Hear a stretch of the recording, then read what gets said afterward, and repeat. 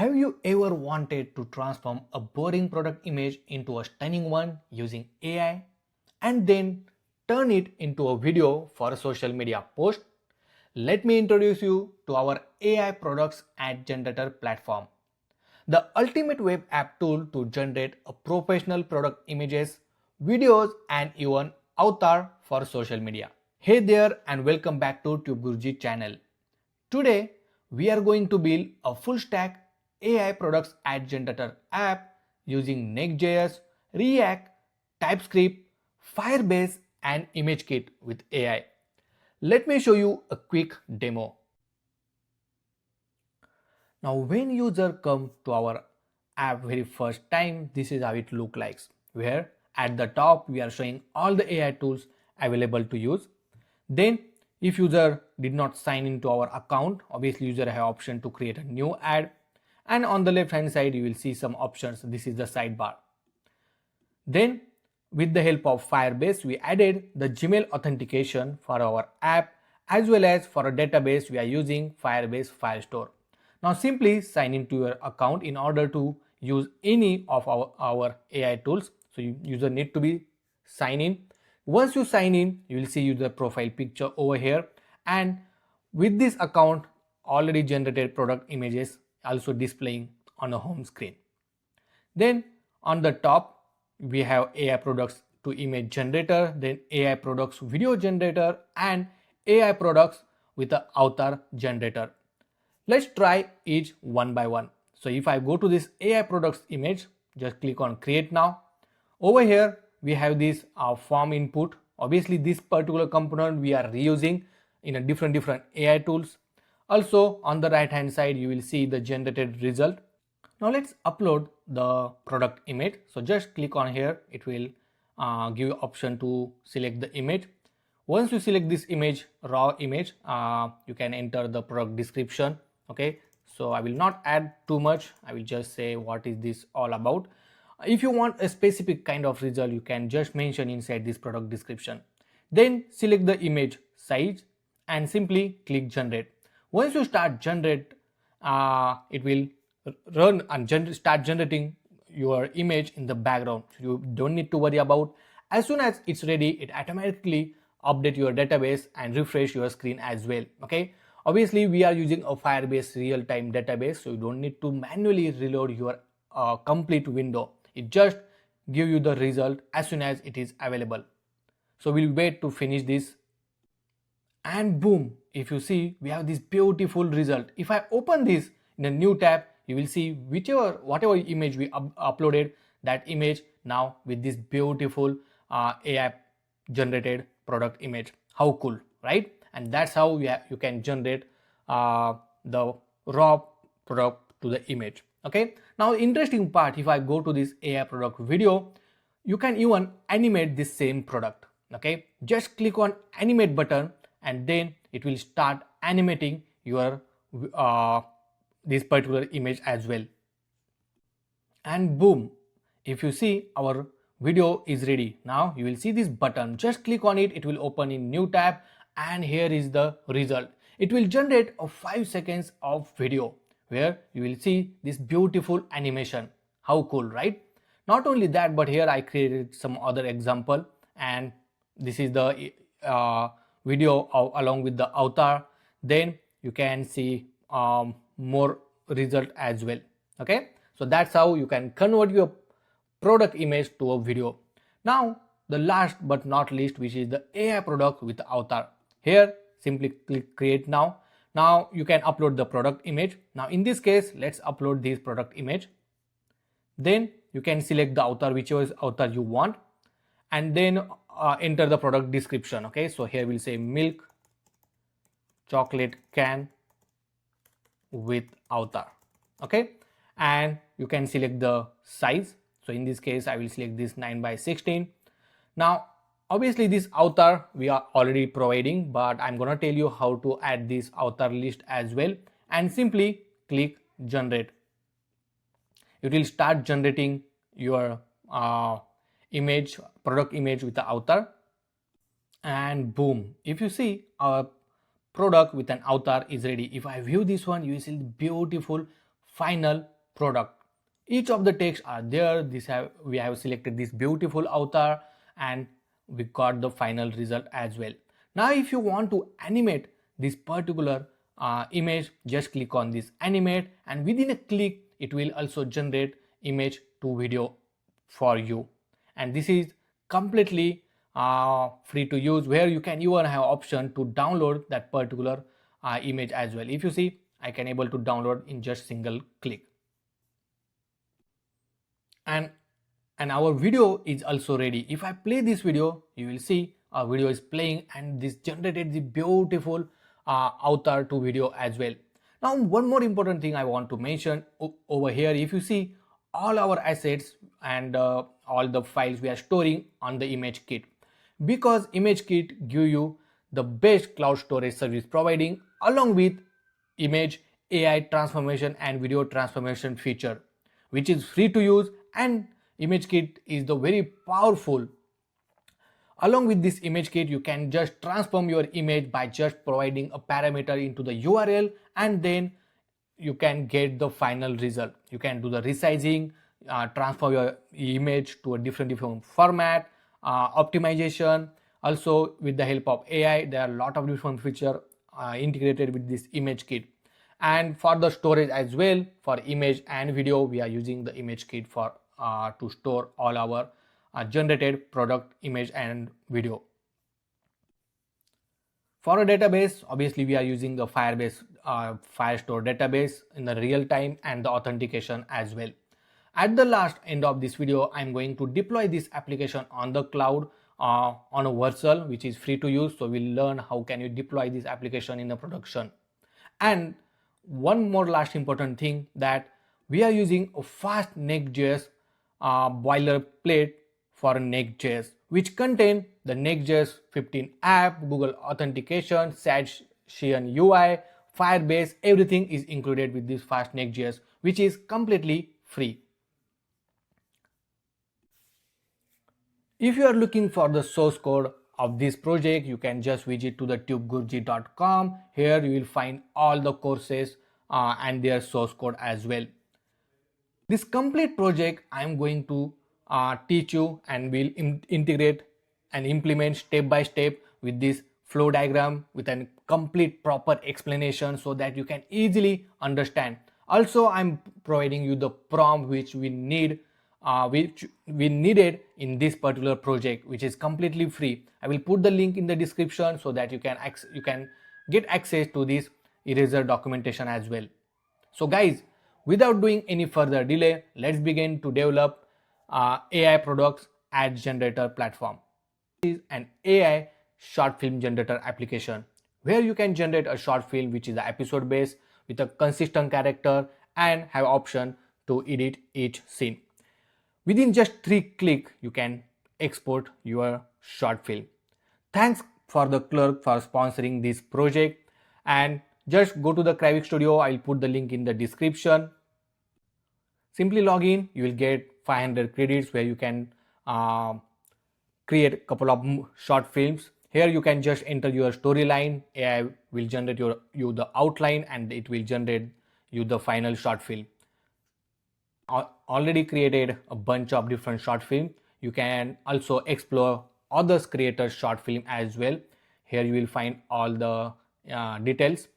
Also, if you want to buy extra credits, you have option to buy extra credits as well. This is a sample example that I wanted to show you how it actually looks. In a world where magic dances with the wind, Luna prepares to unlock the unfold as Luna discovers the heart of. And there are a lot of different features you will find.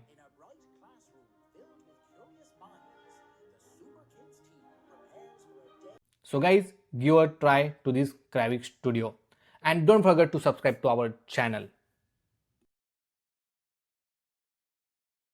Now it's time to set up a project, and for that one we are going to use a Next.js boilerplate called fast Next.js.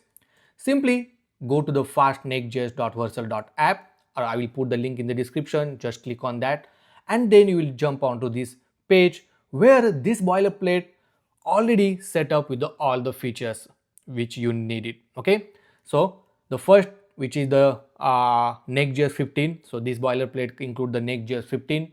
Then it also has a landing screen, so you don't need to add your own landing screen. You can just modify the existing one. Then it also has the authentication, and we have the Google authentication with this boilerplate and the ShadCN UI. So you don't need to integrate the ShadCN UI newly. Then it also included the Neon Postgres SQL database, but you also have an option with the Firebase Firestore. Okay, so you can use either of them. Then it has a dashboard with the sidebar and then a Firebase ready. So you can use the Firebase for the as a database with the Firebase Firestore, then for a storage as well, and then there are many other features that you can use with this boilerplate. So simply once you are on this landing screen, simply click on get it now. You will jump onto this GitHub repo. Make sure to add the star, okay, and then copy this HTTPS command. You can even download the zip. Open a folder where you want to create this project, and simply I will increase this size, and we can clone this repo. Okay, so just write git clone and then paste that particular repository link and then click enter. Once you enter, you will see the repo is cloned successfully. Now we will go to the Next.js app, and over here you will find this Next.js boilerplate which we just created. I will just rename this, say AI product ads, and then open a VS Code. Inside the VS Code, open a folder where you just created this project, and then you will find some folders and file. Okay, so it include, as I say, all the features. Okay, let me walk through each of this folder and file, so we'll get to know much better. So very first folder, which is the app folder, in which we're gonna keep all our APIs, routes, all the components. Okay, the very first folder which already have this underscore component folder. Okay, inside this we have this app header now, which is the default header. Right now you might see this error, right? So once you open this project, it's very important to open a new terminal inside your VS Code and then simply run a command npm install, or the short form is npm I. So it will install all the packages, all the dependency which is required to run this particular project. Once you install, you will see now the error is gone, right? Because we have all the packages and folder. The first file, which is the app header, which contain the sidebar trigger to open and to close the sidebar, and profile avatar, which contain your profile once you log in, right? So this is a simple app header. Then we have the sidebar, which is the sidebar which have some option like home, inbox. Obviously we are going to change this one. This is the default sidebar options. Then we have authentication, which contain an authentication logic. So with the help of Firebase Google authentication, we have this authentication for our application. So it's very easy.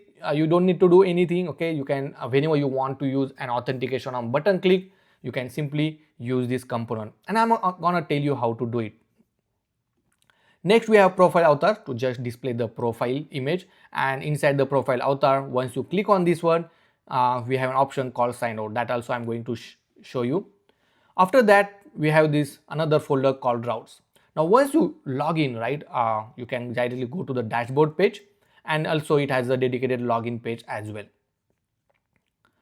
Obviously inside the login, we already have this login form, and inside this login form, if you go to this login form, on the click of button Google with login with Google, it will ask you to log in and select the account from the Gmail. Okay, then we have the dedicated layout only for this dashboard and login, okay, along with the provider as well. So you don't need to go into the detail actually, okay, because everything is set up, but you can I'm happy to tell you that you can just explore it. Okay, so it will be very important to get started. So inside this provider.tsx, we have this auth context, which is defined in different folder, and it will check first whether you already log in or not. If you are not logged in, then it will redirect you to the home screen. Okay, that is very important. And here we are just checking the user. Now this particular call you can just remove it, because we are not using the Neon PostgreSQL database, we are using a Firebase. So even though you did not call this one, that's completely fine. So just comment this out, which is inside the provider.tsx file. Okay, and here I just have the sidebar and app sidebar along with the app header. Then we have API folder, and now if you want to use Neon PostgreSQL database, then this user API endpoint is used to save the user information to a database. Okay, then we have login page.tsx again.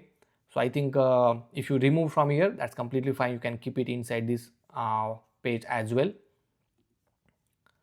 Then we have global CSS, which is globally applied style sheet. Then we have layout.tsx file, which is the root layout of your application. Then we have the page.tsx, which is the default page with this boilerplate. This is the landing screen for your application.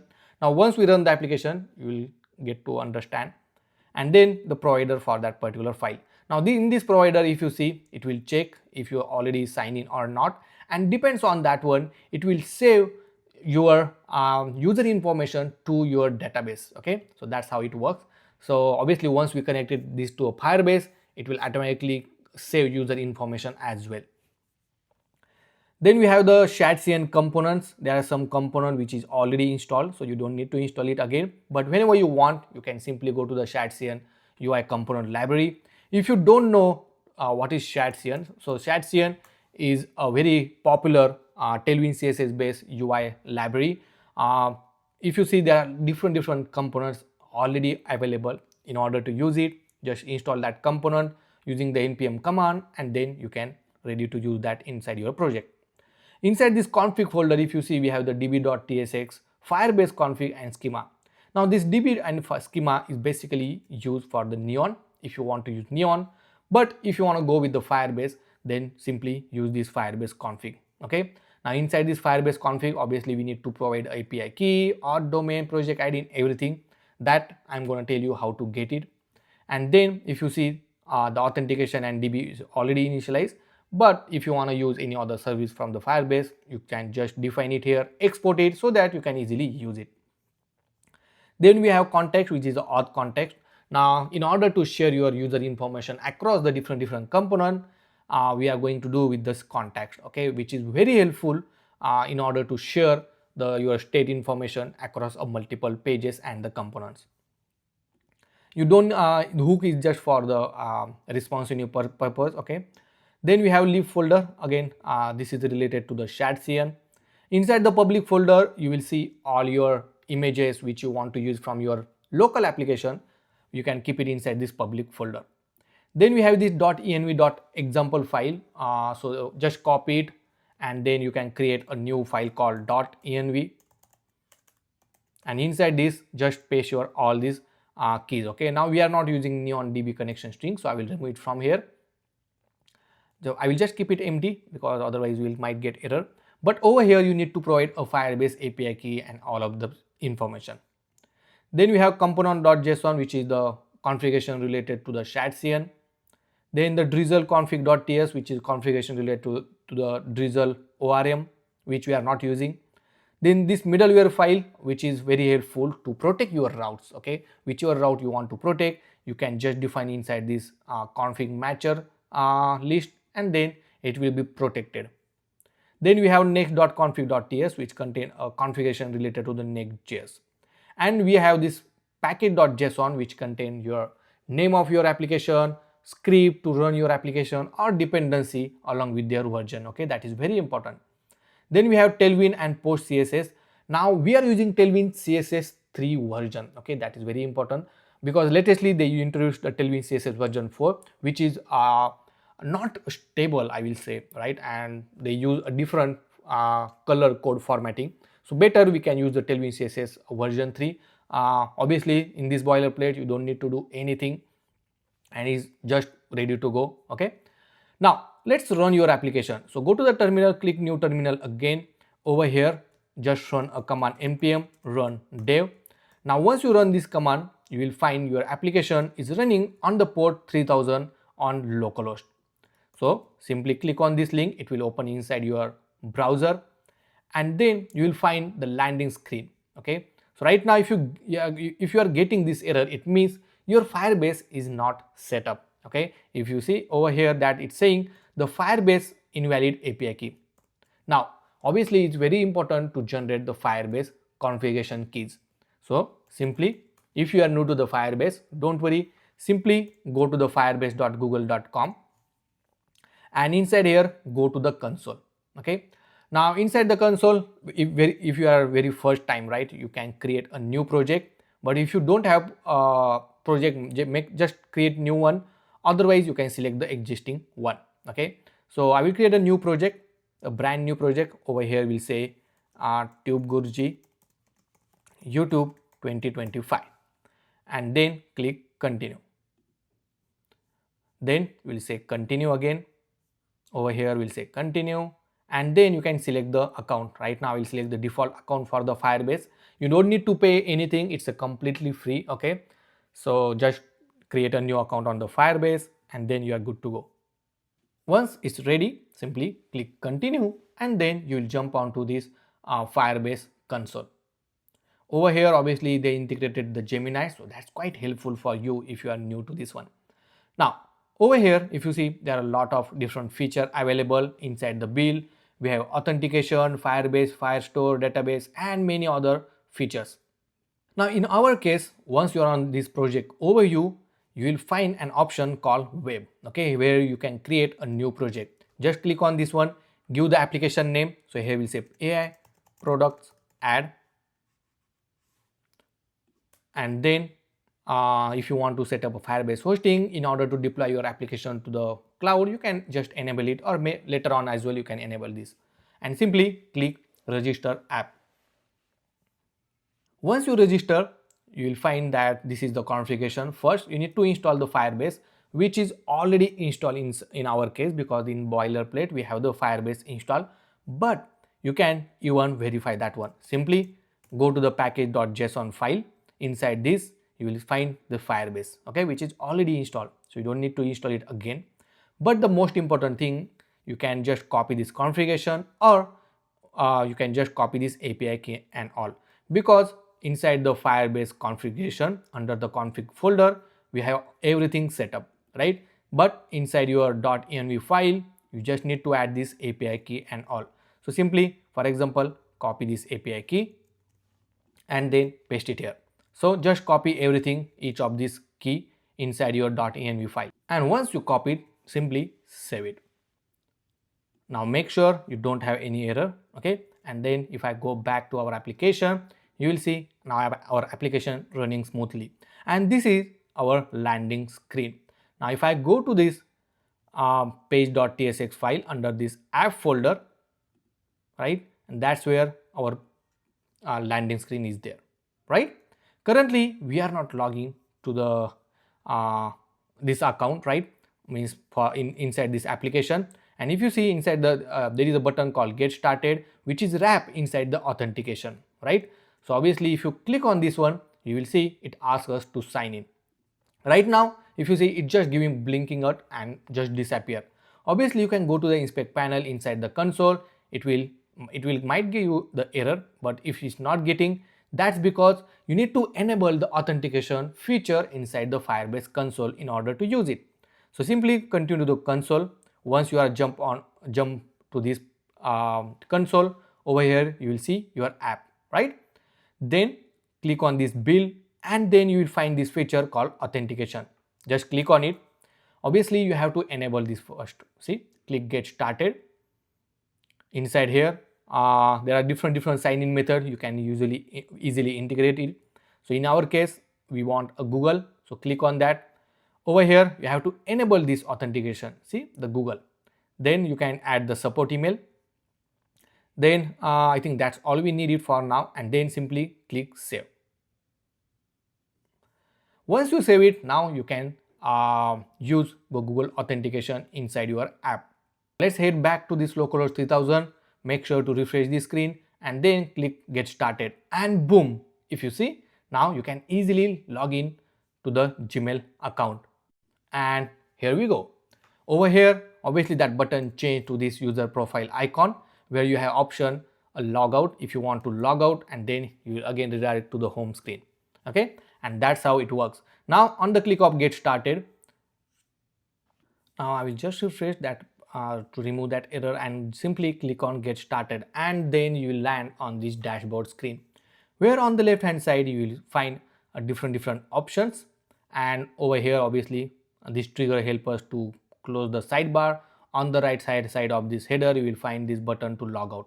Once you log out, you will jump onto this localhost 3000, right?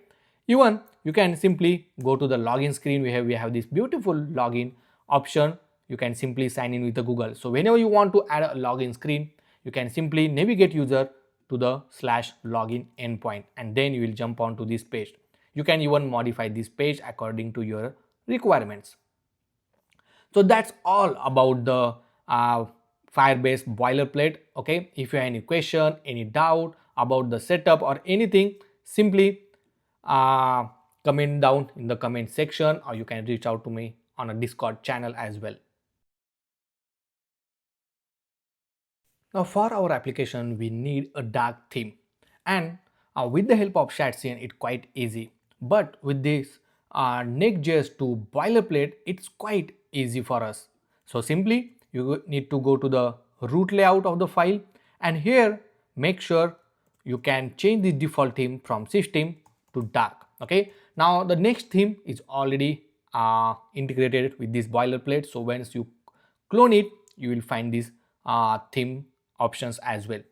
Now once you add this to the dark, just refresh your screen and boom, if you see now we have this dark mode for our application. Even though if you go to the localhost 3000, on the landing screen as well we have the dark mode, or on the dashboard as well we have this dedicated dark mode.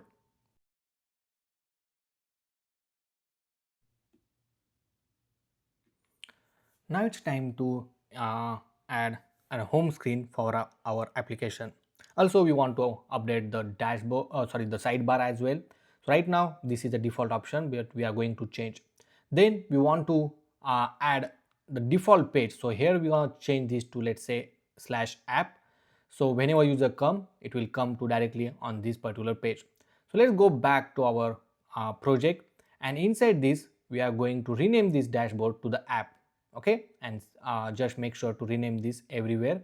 Let's save this, close this particular file, and then I will go to the default page of our app, which is page.tsx, and I'm going to remove all of this code, okay, which is the default code, and simply I will keep it empty div. Then we want to redirect the user directly to the /app route. So whenever you just jump or come to our app, we want to navigate. So we'll use a router. So we'll use the use router, which is the React hook, and make sure you are importing this use router from the next/navigation. After this, you have to add a use effect, and whenever the router is there, you can simply navigate to this particular page. So whenever this component get load inside the use effect, we are navigating to that page. Okay, right now if I enter this, you will see it's navigate to this app page. Okay, so by default it will go to this app page only. Perfect. Then next we'll go to the sidebar, because we want to update the sidebar, right? Sidebar options. So here I'm going to update this title, URL and icon. For each of them we have these three field. The URL basically used to navigate to that particular page. So for example, for a home we added /app. Here we'll say creative tools, and the URL also we are going to update. We'll say creative-tools. Over here we'll say my ads. We'll change the icon, let's say megaphone icon, and we are importing this icon from the Lucid React. Okay, this particular React icon library is already there.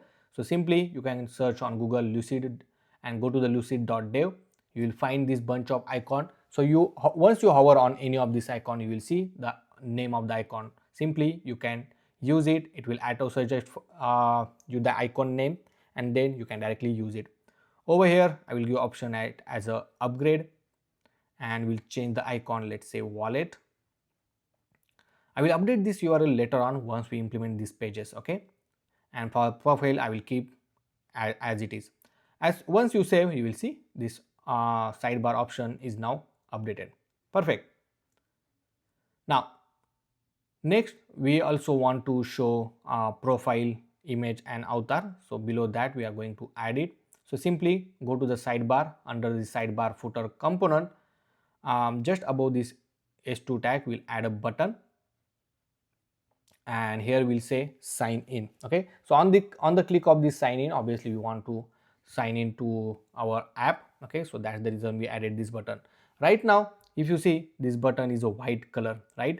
But you can change this default color to your own default options as well. So simply for that one, you need to update the Tailwind CSS primary color. So go to the tailwind.config.ts file. Over here search for the primary and then change the default color to your whichever color you want to use. So you can add the hash hexa code. So here we'll say hash 6C6CF5, and I will also upgrade the foreground color to white, and this is how now it will look like. So for all the Shatsian component, now primary color change this to this kind of purple color. Okay. Next, you can even update the logo. So just update the logo.svg file, and whichever logo you want to use, you can directly replace it inside this app sidebar. Next, we want to add the dashboard layout, and if you see this mockup which is added inside the eraser doc, you can take a reference of this one. The link is in the description. I'm going to add this all the 3 different type of AI tool along with the heading, description, button to create and navigate to that particular page, and the banner which is the kind of right side image, right? So all of this information we are going to add. So currently we are developing these 3 AI tools. Now we are dividing each of this component, each of this section into a small components, right? So it will be very easy for us to reuse these components. So let's go back to our app, and then inside the routes we have this app folder. Inside this app folder we'll create a new folder called _components. Now this component folder we are going to use to keep all our components which we are going to use. So right now we'll create AI tool list.tsx file. Here we'll import the default template, and this particular AI tool list now we'll add it inside this app. Okay, we will rename this to app home page, and then simply import that component called AI tool list, something like this. Now let's save this one, go back to your app and make sure it's rendering. Perfect. Now next, along with this AI tool list, let's add a heading tag. Inside here we'll say creative tools, we'll say creative AI tools, and give the class name. We'll say font bold, text to XL, and margin bottom to 2. Let's save this one. Then at the top we need to add the tool list. So I will create an AI tool object list. Inside this we'll say name, then the description, and then we'll say a banner image. Now I already added all the images over here, the banner images inside the public folder. So that's what I'm going to use. Okay, I will share all of these assets with you. I will put the link in the description. Now first, let's say we want to give the tool name as a AI products image. Then you can add a description, and for the banner image I will just refer it from the public folder. So we'll say /product-image.png, that is already inside this public folder. Now I will copy this multiple times, and once I added all of this AI tool information, now we just want to display that one. Okay, so in order to display, let's add a div, and we need to iterate that. So we'll say AI tool list dot the name is AI tools dot map, and here we'll say tool comma index, the arrow function, and here we'll say div. Now we'll give the key is equal to index. Over here we'll say div again, and then the image tag. Okay, now inside this image tag, make sure you are importing from the next/image. That is very important for the image optimization. Let's add a source. So we'll add a source from the tool dot banner, then give alt tag. We'll give the alt tag as a tool dot name, and then give width and height. So we'll for a width, let's give 300. Now this width and height are used for the optimization purpose, okay. And then inside the class name, we'll give width as a full.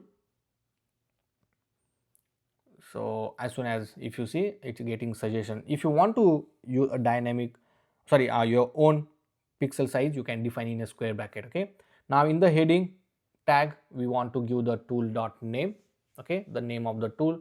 And then in a p tag, we'll give the tool description. So we'll say tool dot description, and this is how it look like. Obviously we want to add some styling to all of these HTML.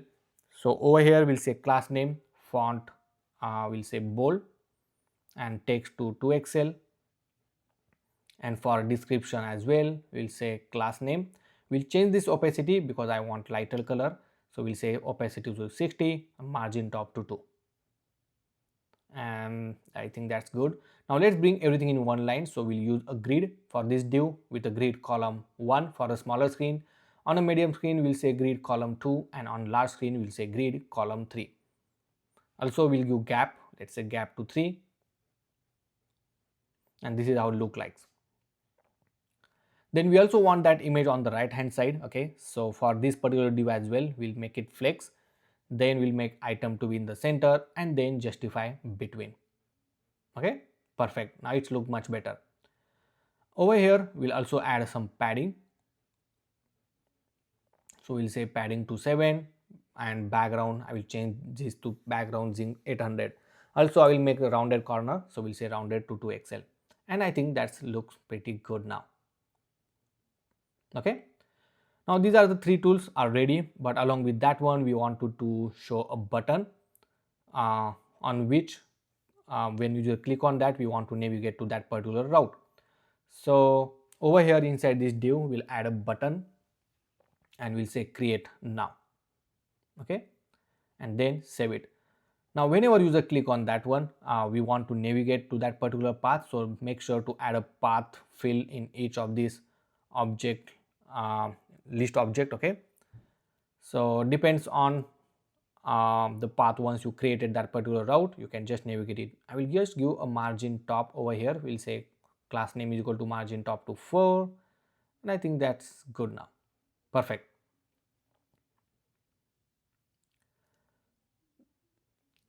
So that's all for this AI tools, guys.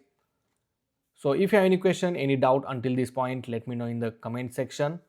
Then next, we wanted to add a new component for the empty state, where we want to show a product list, and if the user created product list is not there, then we can show the empty list.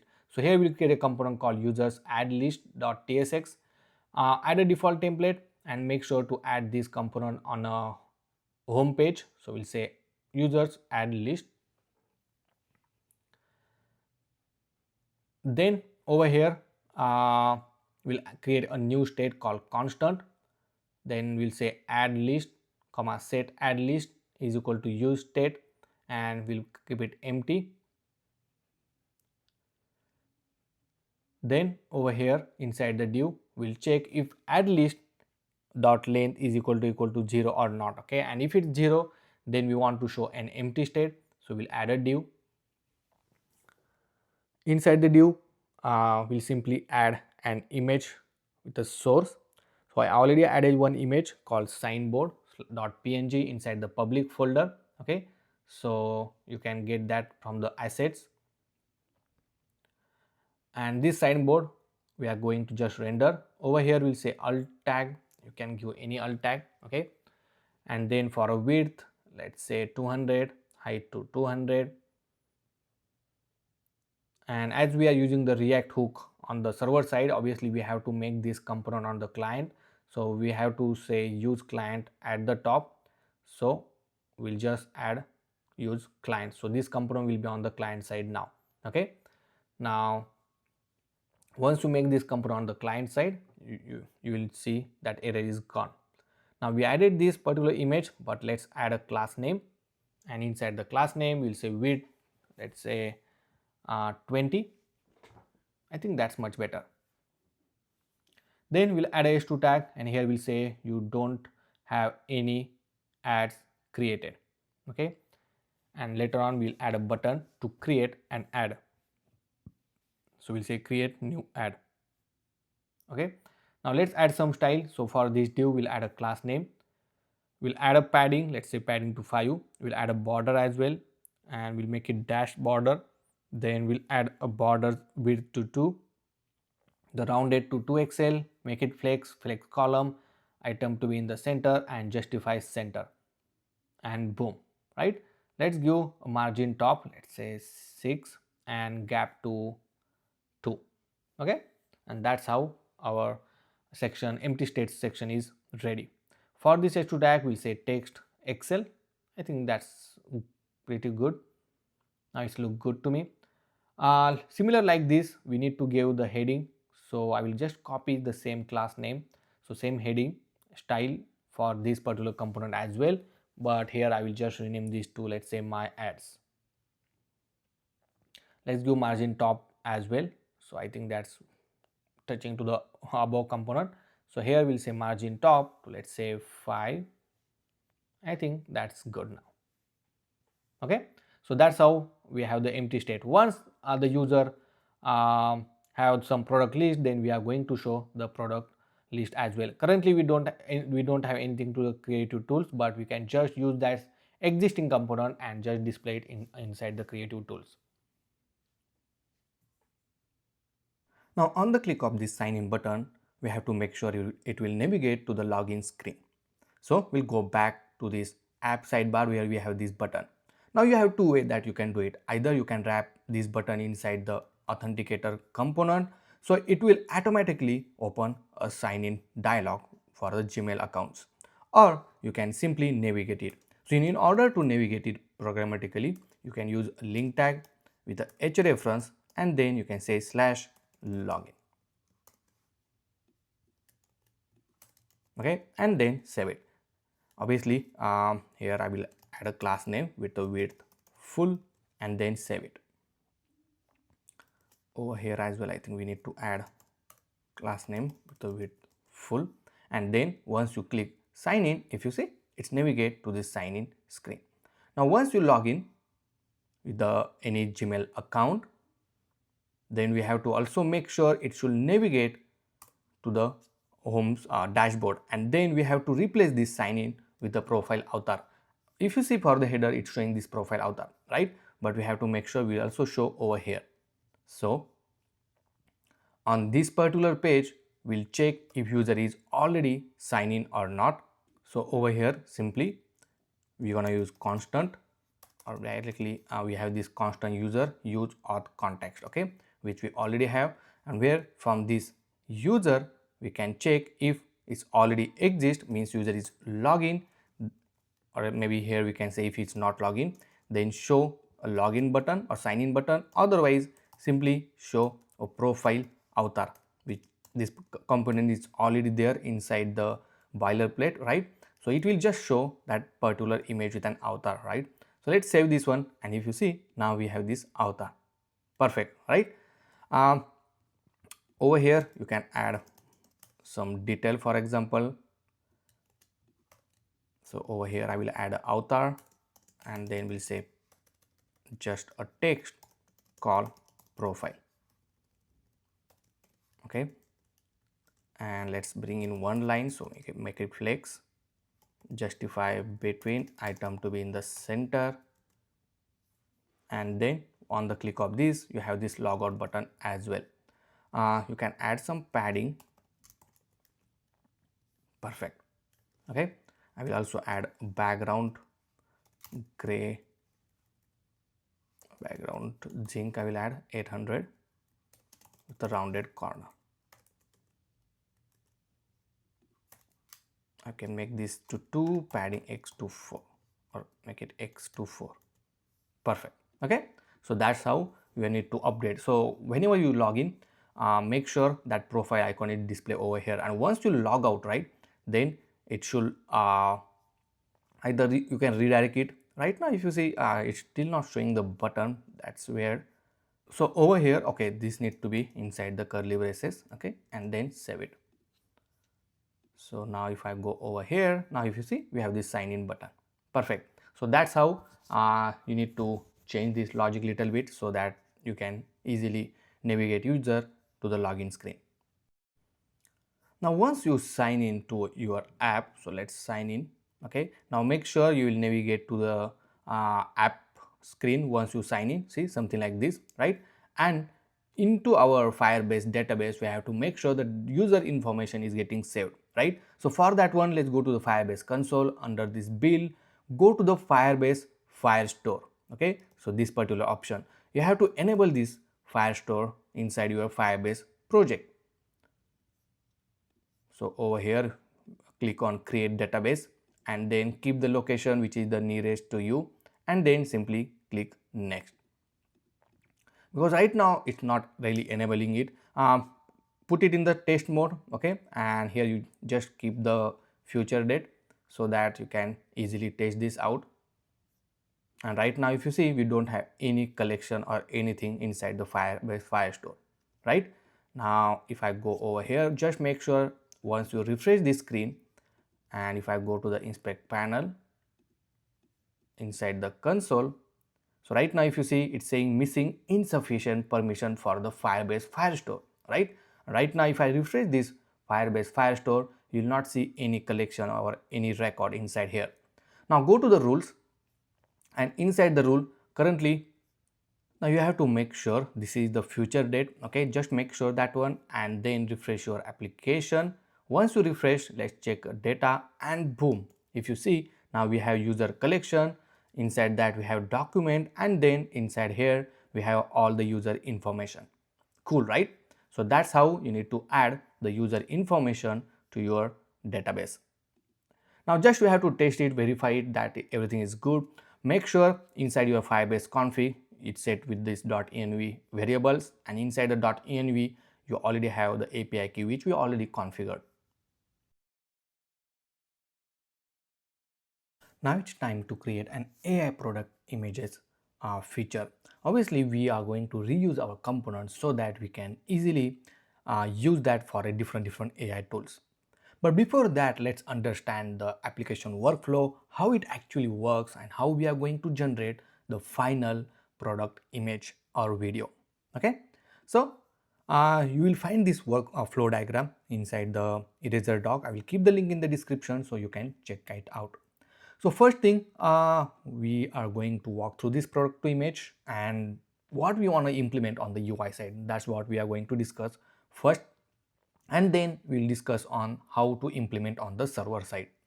Very first thing, that user will upload the image of any product whether he want. Okay, obviously we are also going to provide some sample image if he want to try, or he can upload their own product image as well. Then he will install the product description if he want. It's a completely optional, but they can enter some description, what is this product all about and everything. Then user have option to select the size, whether it wants square like 1 by 1, 16 by 9 or 9 by 16. So user can select any of the screen size option from the drop down, and then user will click the generate button. Okay, now on the click of generate, obviously there are server side logic implementation that we need to do it, okay, in order to generate the final product. Now let's move to this server side implementation. Now once user click generate, we have to save the product image to our cloud, and for that one we are going to use an ImageKit because it's free to use. So whichever product image user uploaded, that product image we need to save on the click of generate. Then that particular product image URL we are going to use along with the user description and our own prompt.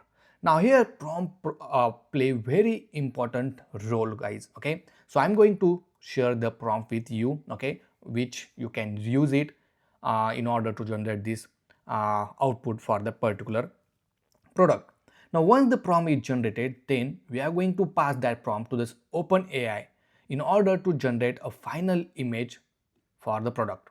Okay, now obviously here we are going to use a GPT image 1 model to generate the image, It's a paid model, but guys, you have to give a try. You have to pay for some money to this open AI in order to give the try. Obviously there are different AI model which will generate the image for a low cost, but trust me, GPT image one give you the best result, and which I'm going to share with you how it actually works and what kind of result it gives us, right? Now, once everything generated, obviously here we'll generate the final image product. That image product we need to store it inside our cloud storage, as well as we need to update the user credits. Currently we don't have any credits for the user. If I go to this database, if you see, we don't have any credits field, right? But we have to update the credit field, and when user log into very first time, we are going to assign some free credits, and as soon as user start using our AI tool, we are going to deduct the credits from the user account, and then everything we want to update to the database. Okay, so this is the complete workflow of our application. Now ImageKit is very important here because it helps us to store our images. Not only that, but with the help of ImageKit AI transformation feature, you can transform the image, like remove the background, change the resolution, crop the images automatically without implementing any line of code.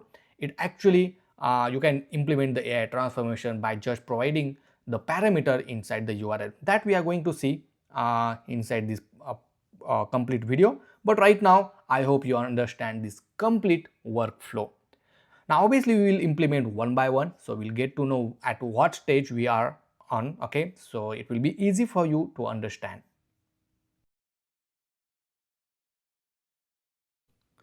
Now let's update the credits field. So we need to add a new credit field whenever user sign in very first time. So simply for that one, you need to go to the root provider.tsx, where we are adding a new record into our database if user is not exist. Inside here, we'll simply add a credits, and let's say initially we can give user a 20 credits. Okay, and then save it. After that, for this over here as well, right now user is already there, so I will add 20 credits. You can set it as a number with a 20 and then add it. Perfect. Now let's move back to our app, and here we need to create a new route, and on the click of this create now, it should navigate to this AI product image.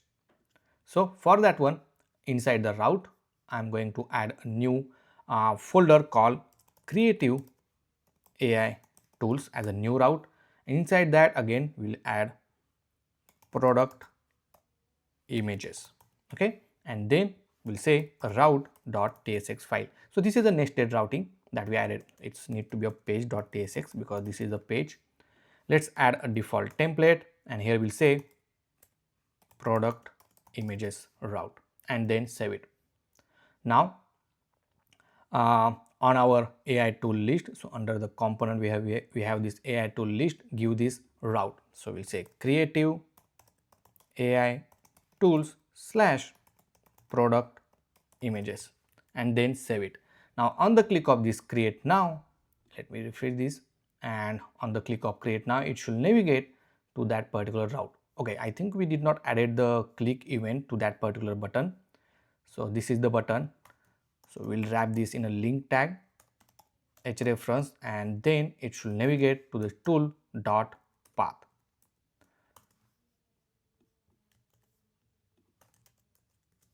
So now if I click on this one, if you see, it's navigate to this particular page. Perfect. Now let's go back. Let me close all of this tab. Now here, if you see this mockup which I already added to this eraser doc, first we need to create an option for upload the image, some sample image, the product description, and the size, right? On the right hand side, we are going to show the preview of the generated images. Okay, so here it contains all the previously generated images as well. So we have to divide the screen into two sections, one for this form and for other, so one for this one and one for this resume. Okay, now if you see the size, so out of these three, one column is for this one and two column is assigned to this result preview. So same thing we are going to do. So let's go to this page.tsx. Over here I will give the heading tag and we'll say AI product images, or we'll say image generator. Okay, inside this we need two columns, so I will add a two div. Now let's make this div with a grid. Then we'll say grid column 1 for the smaller size screen, and on when the screen size is medium or larger, we will make grid column 3. Now out of these 3 column, whenever the screen size is medium, we'll assign 2 column to this particular div. Okay, and then save it. Now this one is for form, we can say, and this one for the preview, and then save it. Now if I go back to our app, you will see for the form and the preview. Here let's give some gap, let's say gap to 5. Now let's implement the form and preview section. Obviously for both of this one, we are going to create a dedicated component. So under this creative AI tools, I will create a new folder called underscore component. Inside that we'll say form input.tsx file, add a default template, and make sure to import it inside this page. Same thing, I will create another component for the preview result.tsx. Let's add a default template, and then we'll add it here. So this need to be a preview result, and then save it. Perfect. Let's add some style. So here we'll say font bold, text to 2XL, margin bottom to let's say 3. Then let's implement the form input now. Now very first thing, we need to add an option for the product image upload, right? So over here we'll add a div. Inside div we'll add a h2 tag, we'll say upload product image. For this one we'll add a class name, we'll make this text, we'll just add a font semi bold, and then save it. After this we'll add a div, and obviously we want a input of type file because we want to upload the image, right? And then save it. Now once you save, you will see this choose file option, but it's not look good, right? Obviously we need to add our own custom design to upload the file. So for this one, what we can do, we can add a label. Inside the label, let's add a div, and then here we'll add an, instead of image we'll add a image plus lucid icon. Then below that we'll add a h2 tag, we'll say click here to upload image. Then p tag will say upload image up to 5 MB, and then save it. Now for this h2 tag we'll add a class name text XL, and for this p tag we'll add a opacity, let's say 45, and save it. So this is how it look, but obviously we need to add some style to this one. So for this div, or maybe for this label only, we'll add a class name, we'll add margin top to 2, we'll add a border dash, then we'll add a border width to 2, rounded to XL, then we'll make it flex column. Okay, so it will be one after other, and then don't forget to give some padding, let's say padding to 4. Then we want all the item in the center of the center, and also I will make justify center over here as well. Actually we need to give, so we'll make it flex column, item to be in the center. Perfect.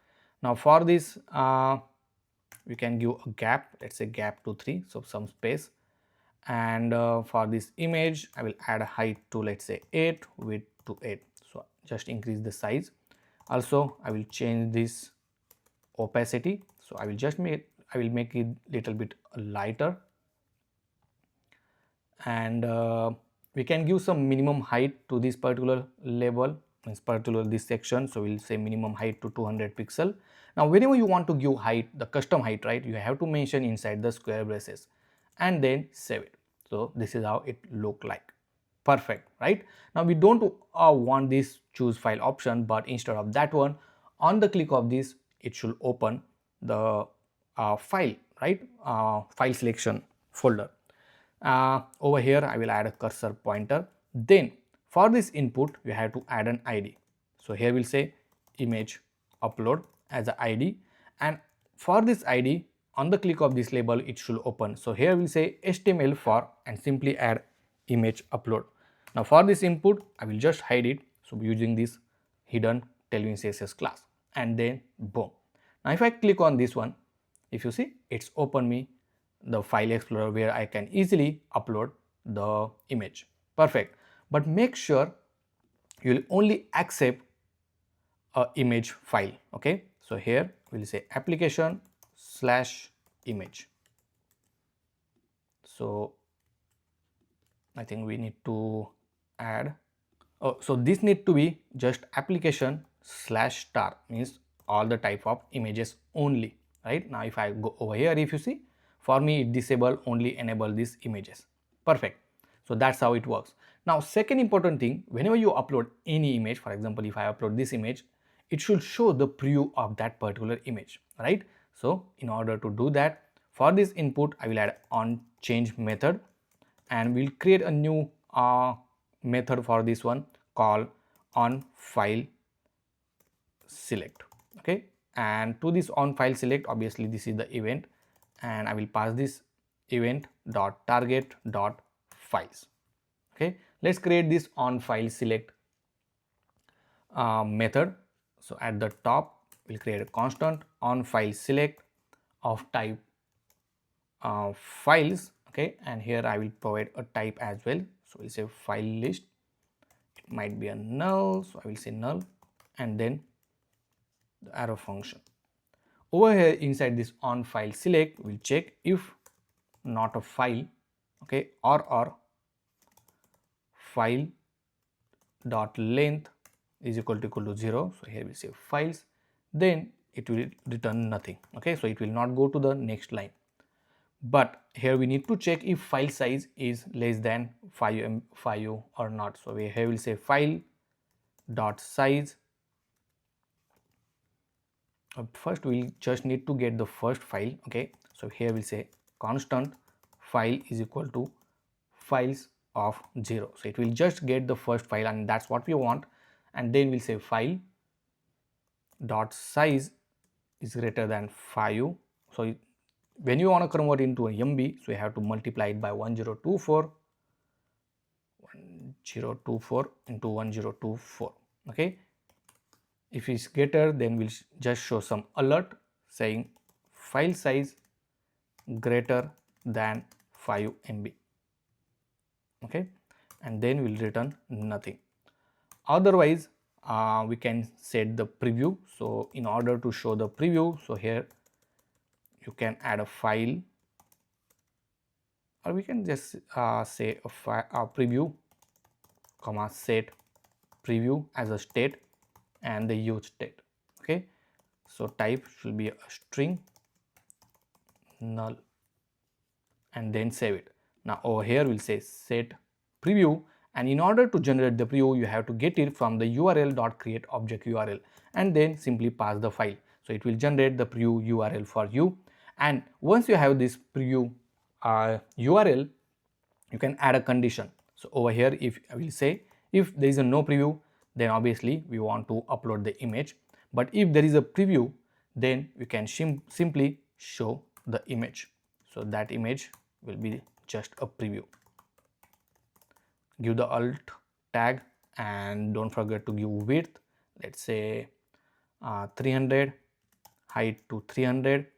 And over here we'll add a class name. Oh, sorry, for this image we'll add a class name.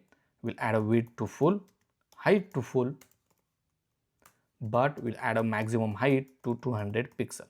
Okay, then we'll say object content and rounded to large, and then save it. As we are using use state, the React hook, obviously we need to mark this component on the client side and then save it. Perfect.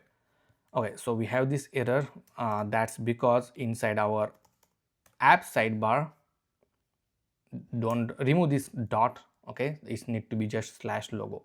Now if I upload this image, let's upload any image, and if you see, now we have this proper preview. Obviously you can add some styling. So I will just mark this corner rounded. Okay, so and okay, we already have the rounded corner, but here okay, we already added object content. I think that's fine. Okay, now obviously if I select this product and boom, how cool, right? So that's how guys you have to add this product upload UI. Second, obviously we want to give some option where user can select the existing product in order to test it and try it. Okay, now next, in order to add the sample products, let's add just below this div, we'll add a div. Here we'll say sample products, and then you can just mention the sample products at the top. So I already added that sample product image. Okay, so over here we have some images which we added, so I will just going to add that all of these sample images, or we'll say sample product. So we'll just say slash I will just refer this. So we'll have headphone.png, then we have juice can.png, then perfume.png. Make sure to add this slash. Then what else we have? The burger, we have this burger as well. So slash burger.png slash ice cream.png. Okay, so all of these sample product we added. You can add any sample product, and then inside this div we'll just iterate those. So we'll add sample product dot map, we'll add product comma index and the arrow function. Inside this we'll just simply use the image tag in order to display that image. So we'll say product dot just product because it's just one array, and then inside the alt I will add product only, width let's say 60, height to 60, and then key as an index, and then save it. Now once you save, you will see these products. Okay, obviously it's not correctly aligned. Maybe we can make this 100 instead of 60. Okay, and then for this div we'll make it flex gap to let's say 5, and then we'll say item to be in the center. Now let's apply some class name with the width let's say 60 pixel and height to 60 pixel. Then I will add a rounded to large, and then this is how it look like. Obviously just above this one I will wrap inside the div because I want to add a text called select sample product to try. To this one we'll add opacity, and then we'll make sure the text to be in the center. Also we'll give margin top to let's say 3, and then save it. So something like this. So obviously on the click of this we need to make sure it should select that one.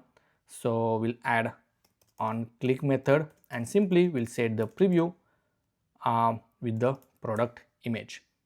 Then here I will add a cursor pointer, and on hover I will just scale it little bit. For a smooth animation I will say transition all, see, and when I click this one, see, that is selected. Beautiful, right? So that's how you need to select the sample product. Second thing, we need to add the text area, right? Because we already completed this upload image. Now we want a section where user can enter the product description. So over here we'll add a div, then I will use the same s2 tag. Oh, I think I did not copy that. Let's copy this s2 tag and then paste it here. Maybe we need to keep it over here. and then for this div we'll add a class name, margin top to let's say 8. We'll change this, we'll say write product description or enter product description. Now we want to use text area, right? So we'll go to the shared CN. Inside the shared CN, search for the component called text area, and then simply copy this npm command inside your project, just paste it here, and then once it is ready, simply use this text area component. Inside this text area, I'm going to add a placeholder. Over here we'll say tell me more about product and how you want to display.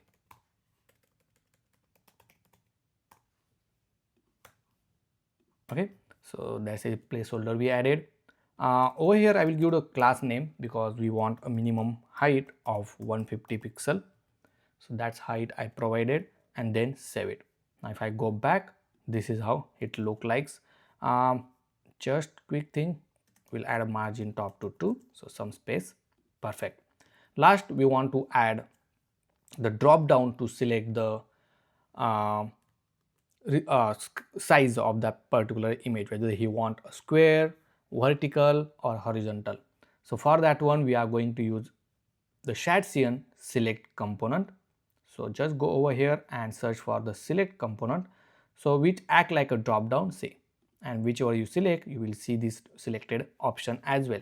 So copy this npm command, go to the shared CN, make sure to install it, then we'll add a new div. Let's copy existing one, and obviously we don't need a text area, we want to use a select drop down. Over here I will rename this and we'll change this to, we'll say select image size, how you want, right? Then in order to use it, first you need to import this select component, and then you can use this example, simply modify it. We want a width to be full for the select item. Okay, here we're gonna use, okay, so we want to show icon along with this one, right? So first I will remove this and we'll add a div. Over here let's add a square, for example, from the lucid icon, and then inside the span tag we'll say 1:1 resolution. Okay, now if I go over here you will see that 1:1. Obviously for this div we'll make it flex, gap of 2, item to be in the center. Perfect, right? Same thing we have to do for all of them. Just for this square we'll say height to 4, width to 4. So I will copy this div, I will paste it for the remaining one, because over here we'll say 16:9 and then 9:16. Okay, now for the value, just follow this value which I'm going to add. So first here we say 1024:1024. Then for the 16:9 we'll say 1536:1024. So this resolution actually from the GPT-1. Okay, so that's the reason we are giving that value for the resolution. And here we'll say 1024:1536 and then save it. Now for this one, obviously it's not to be square, but this need to be, let's say, monitor icon, and over here we'll say smartphone icon. And now if I go over here you will see this option, beautiful. For a placeholder we'll say select resolution.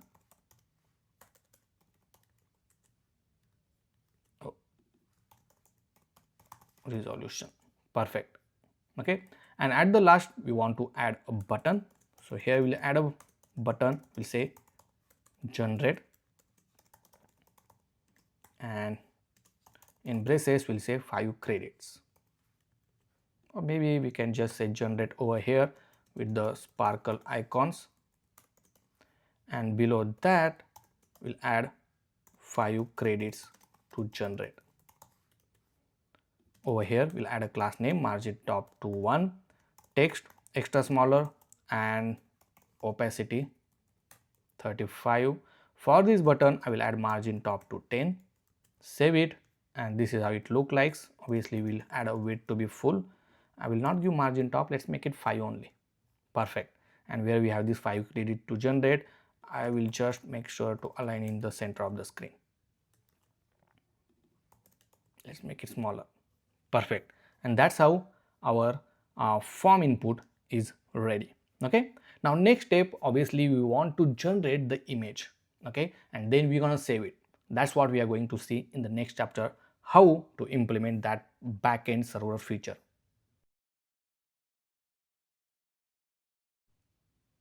Now it's time to implement this server side logic, where first thing we need to save the product image to the cloud, and obviously we need to set up an image cloud for that one.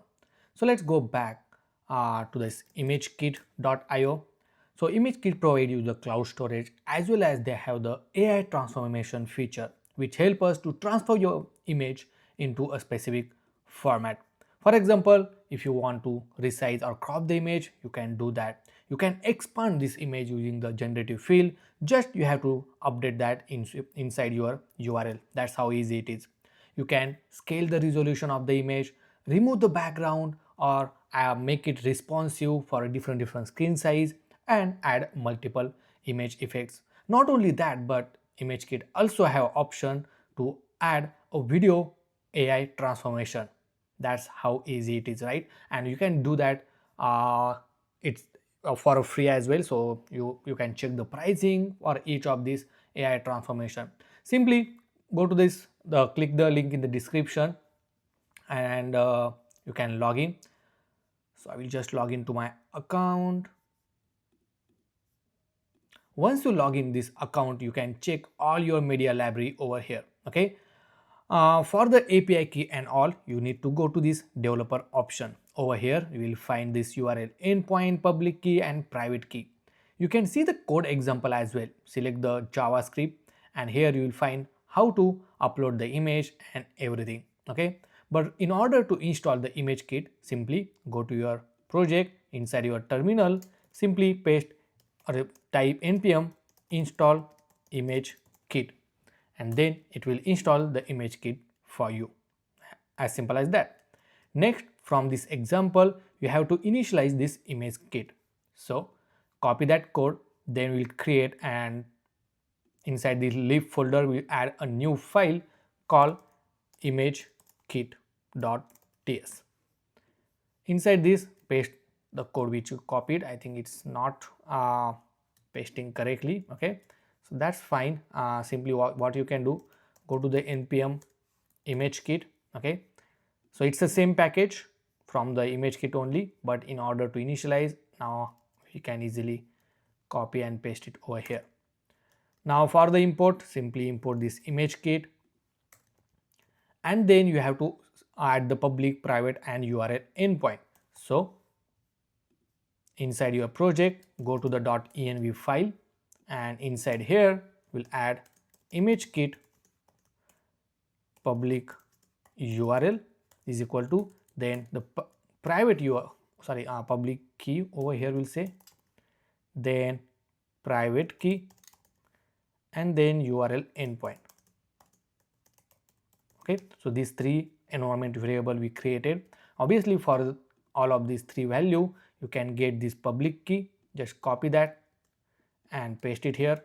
For a private key, you can even copy that and paste it here, and then the last, the URL endpoint. Okay, then you have to refer that over here. So we'll say process.env.public key, add an exclamatory mark. We are using the TypeScript, so that's the reason. Once you add all of these key, you can simply export this ImageKit instance. Okay, so that you can use it anywhere in the project. So that's how you have to initialize this ImageKit. Now let's go to the form input. Now inside this form input, whenever you select any of this value from the drop down, or add a description, or you want to select the image, we have to pass that to the parent component, which is inside our page.ts file. Okay, so for that one I'm going to define over here, we'll say on handle input change. Obviously we provide a type props.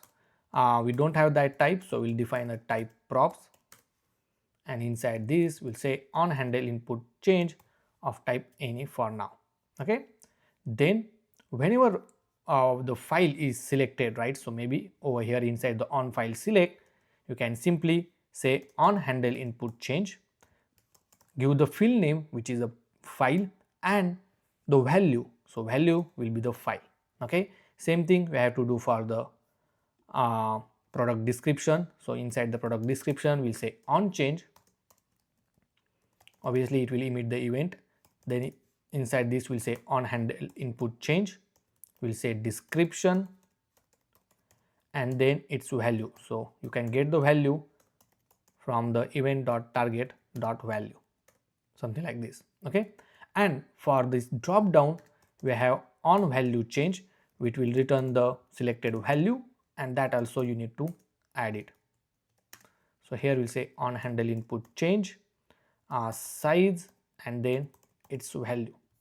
Okay, last thing for the sample product, obviously you can mention it over here because sample product we are fetching it from the local, so you can directly save the URL of that sample product. So simply over here we'll say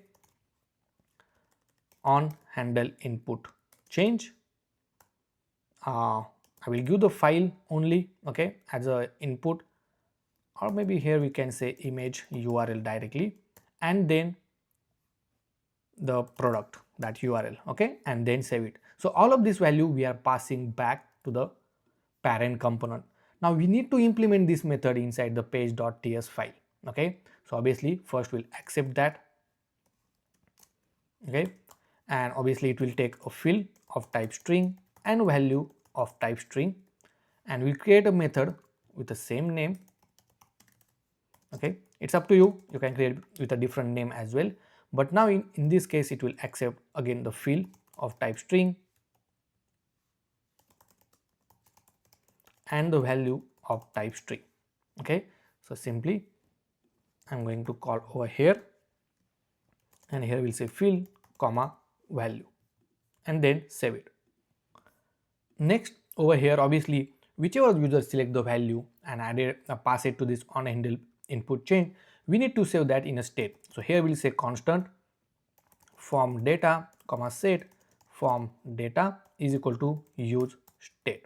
Okay, something like this. Now obviously you need to provide a type for this one, so here we'll say type form data, and here we'll say a type file for the file, then the description of type string, then we have the size of type string. Okay, and we have optional which is the image URL which is of type string. Okay, so both are thing are optional, I kept like this, and then you can pass this form data type to this form data state. Now next, here obviously we need to save it. Now you have to make sure user will select all the necessary fields, right? For example, if there is a no file or no image URL, or obviously we need to get it from the, okay, so let's keep it like this for now. Okay, I will tell you how to implement it first, but very first thing, let's add a set form data with the previous value of type any and the arrow function. Inside this you simply need to set the value for each of them, so we'll add up all the previous value and then fill and the respective value. Okay, so it will save inside the form data. Now we also need to add one method called on generate. Okay, now this method actually trigger our backend server, okay, which will generate the final product image. Now inside this on generate, obviously we need to accept it from the form input. Inside the form input we have the on generate button, right? So go to the form input over here, make sure to add it to this type props, and then here as well I will add it. And when you have this generate button, we need to call that. So we'll say on click, and on generate it will call that method. Okay, now inside this on generate you have to check first. So here we'll say if form data dot file is not there, or we'll say or form data dot image URL is, if it's not there, then you can add some kind of error message or notification. Okay, so right now I will add just alert saying please upload product image. Okay, something like this, and then make sure to return it. Then you can add one more condition. For example, if form data dot description or form data dot image URL, if it's not image URL but the size, if it's not there, alert, here we can say enter all fields and then return nothing. Here I think we need to add and operator because either of them we want, right? But here we need both this description and size as well. But if everything is there, obviously, then we need to make an API call, right? But before that we need to send the selected file to the API. Obviously you cannot send it directly to the post JSON format through the JSON, right? So you need to create a form data. So what you can do over here, you need to initialize the form data. So here we'll say form data, I will add underscore because we already have the name form data, is equal to new form data, something like this. Okay, so here we need to be a form data. Then to this form data, so we'll say form data dot append, you need to append this file. Okay, same way you have to append the description and the size as well. So over here we'll say form data dot append description with a form data dot description. So here need to be a form data dot file. So it might saying that it might be null, that's fine. So and here as well we'll say form data dot append size, comma form data dot size. Okay, and right now I will ignore all of this check. Okay, if there is a no description, I can keep it like this, and for a size I will add 1028 by 1028. Okay,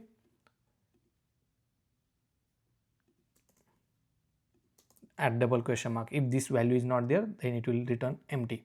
So that's how you need to send attach everything to the form data. And now then we have to make API call.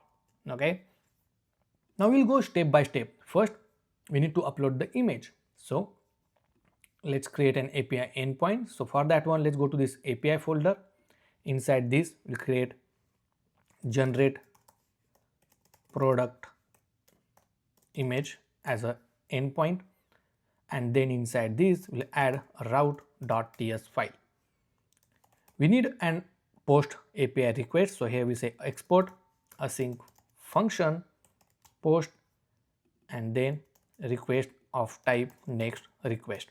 Now over here we need to get a form data, right? So you can get the form data using await request dot form data.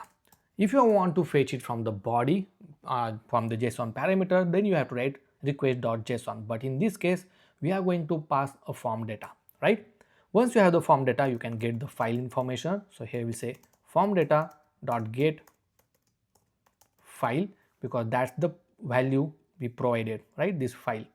And then here I will add a type as file. Then we also want a description is equal to form data dot get description, and then lastly we have the size is equal to form data dot get size. Make sure to give colon and then save it. Now we have the file description and the size as well. Now we want to save and upload this image to the ImageKit, and it's very easy. Now very first thing, when you want to upload any image to the ImageKit, you need to convert that image to a base64 file. Okay, so in order to convert that base64 file, before that I will say upload product image. Okay, that is the first step. So we'll say constant array buffer is equal to await file dot array buffer. Then we'll say constant base 64 file is equal to buffer dot from, and then we'll say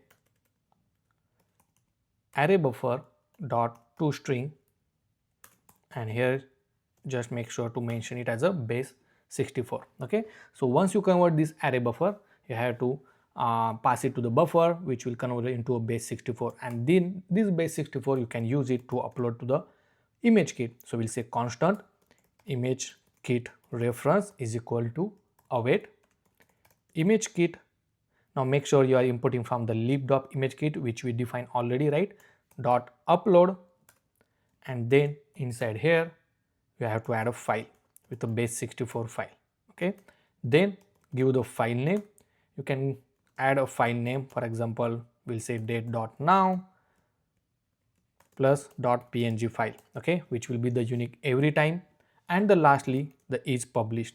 So make sure to mark it as a true, so it will be available immediately, and then you can console the result with the ImageKit reference. So ImageKit.reference.url, so which will return the uploaded image URL. Obviously that will need it in order to pass it to the OpenAI model, but for now we'll see whether our product image is uploading to this ImageKit reference ImageKit or not. So right now I will simply return next response dot json ImageKit reference dot url and then save it. So now let's make this post API call. So over here we'll say constant result is equal to await Axios. Now this HTTP client library is already installed with this boilerplate, so you don't need to install it again. You can use a fetch as well, but Axios is much more easier to configure as well. So here we say Axios, whatever the call you want to make, that is, for example in this case is a post API call, the endpoint which is the API, and then the name is generate product image, and then last we need to pass a form data as it is. Okay, as we are using await, we have to mark this as a async, and then over here I will console the result as well, so which will be inside this result dot data. Now one more important thing, once you click on generate, obviously you have to set the loading state. So here we'll say constant loading comma set loading is equal to use state, and initially it will be false. Once you start generating the image, over here we'll set the loading as true, and once it is finished we'll set the loading as a false. Now this loading state you also need to pass to this form input, so we'll say loading as loading. Now inside the form input I will use the loading with a type boolean, okay, because whenever there is a loading is true, we need to disable the generate button. So over here we'll say disable this button when the loading is true. Also we'll show some kind of loading indicator. So here we'll add a condition, if loading is true I will show a loader icon, otherwise we'll show sparkle icon, and for this loader icon I will add a class animate spin, so it will give you the spin animation as well. Let's save it and let's test this out.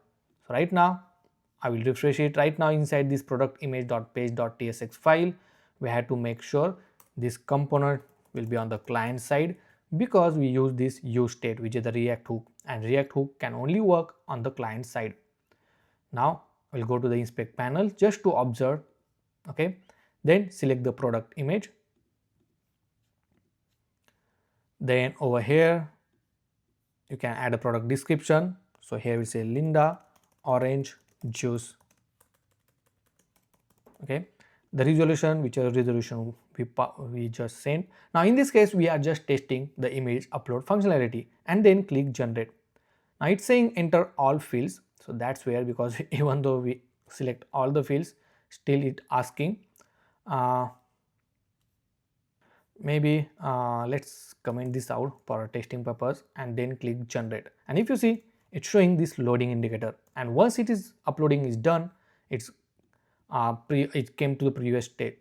Now inside the console, if you see, we have this ImageKit URL that we just uploaded. If I open this one, you will see that uploaded image. How cool, right? You can also verify by going to this ImageKit media library and here your image which you just uploaded.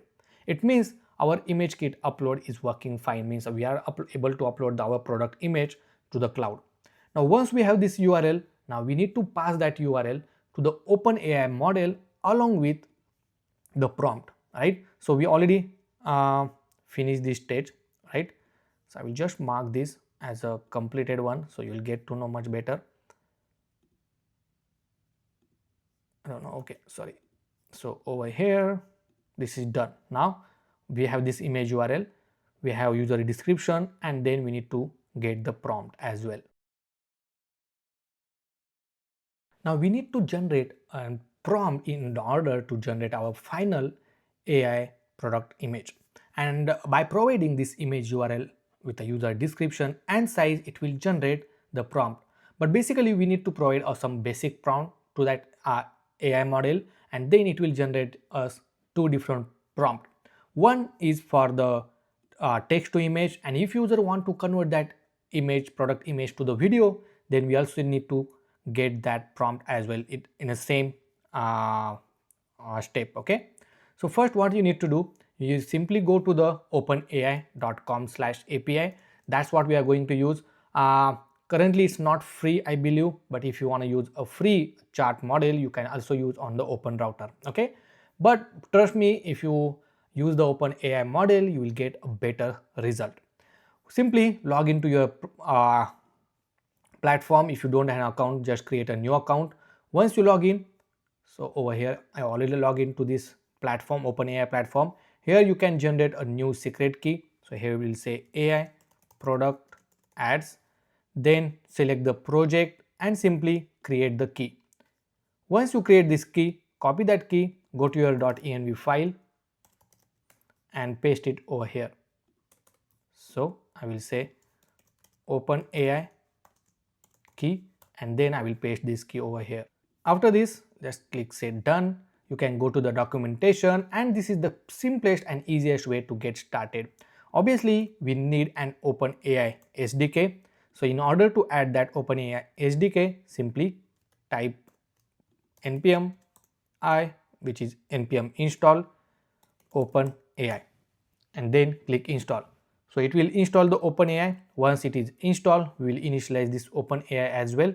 So simply go to this lib folder, and inside the lib we'll add a new file called openai.ts. Inside this we need to define this OpenAI, but you need to provide a key name. So over here we'll say API key, but make sure first we'll import this OpenAI as well, and then we'll say API key, and then inside this API key we'll say process.env.openAI key. Okay, make sure this key name is correct, and don't forget to export this one. So we'll say export, so we'll say client OpenAI and save it. Okay, now once you initialize this, let's go back to our route.ts file. After this we'll write generate product image prompt using ChatGPT. Now inside here you need to call this client to create it. So I will just copy that example and we'll paste it here.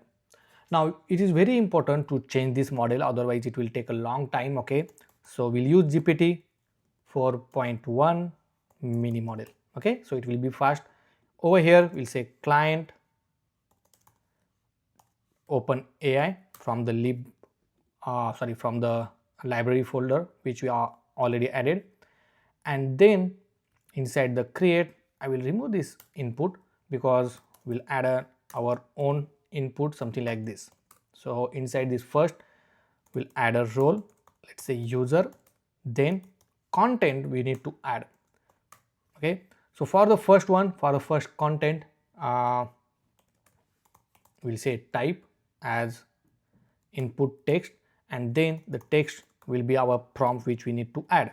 So simply go to the eraser doc. I will put the link in this description. You have to use this prompt.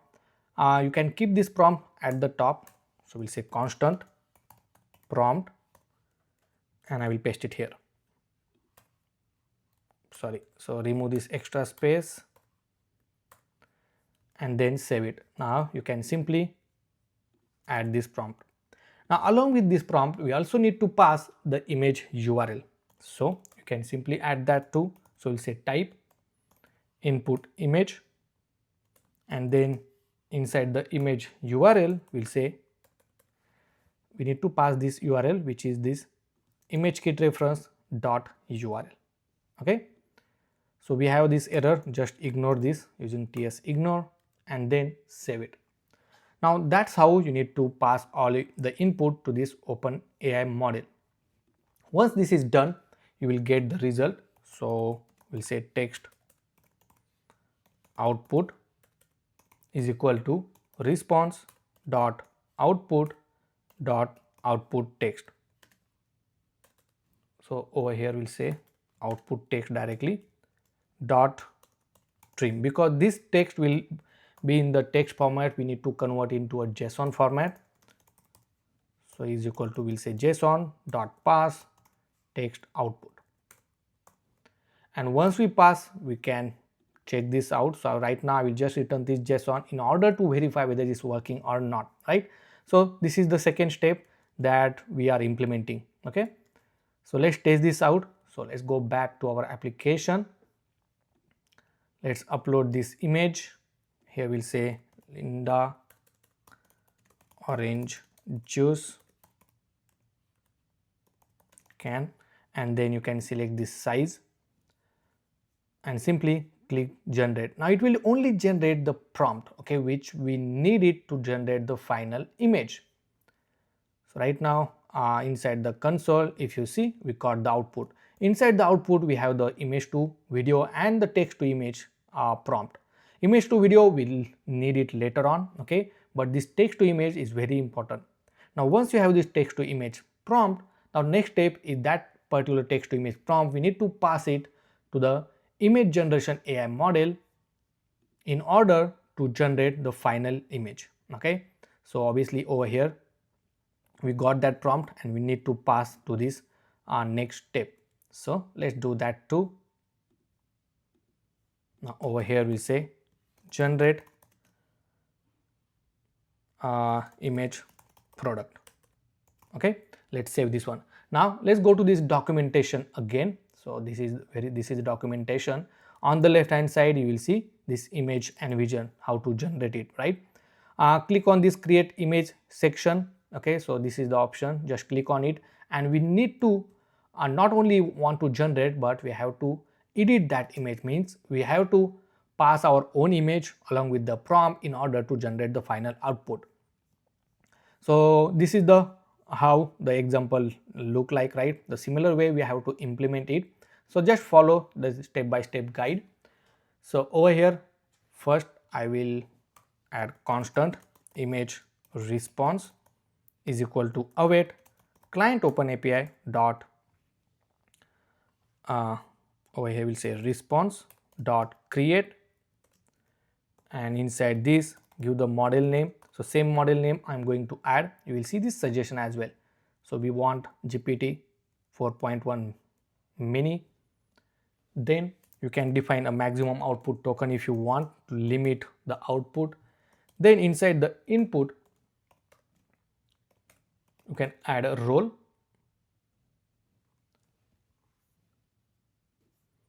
as a user, the similar like previous only, okay. And inside the content we'll pass, over here we'll pass a type as input text, and then inside the text we need to pass the output from the previous step. So the text output dot, and if you remember we need to pass this text to image prompt, so we'll say text to image. If you are getting this error, you can pass empty if there is nothing is there. I don't know why we are getting this error, so let me see. So it's saying does not exist of type string, so just ignore this one. And then we also need to pass that image URL. So here we say input image type and then the image URL. Okay, over here that image URL you can get it from the ImageKit reference dot URL. Over here as well I will ignore this and save it. But the most important thing that we need to do after this, we need to pass a tool. Okay, and inside this tool we'll say type, and then you will find the tool name. Okay, it will automatically give you a suggestion, but here you need to select it as a image generation. Once you select that, obviously it will execute it and then it will give us the result. So we'll say image data is equal to image response, it's correct, yeah, the image response dot output. Here we'll filter this output.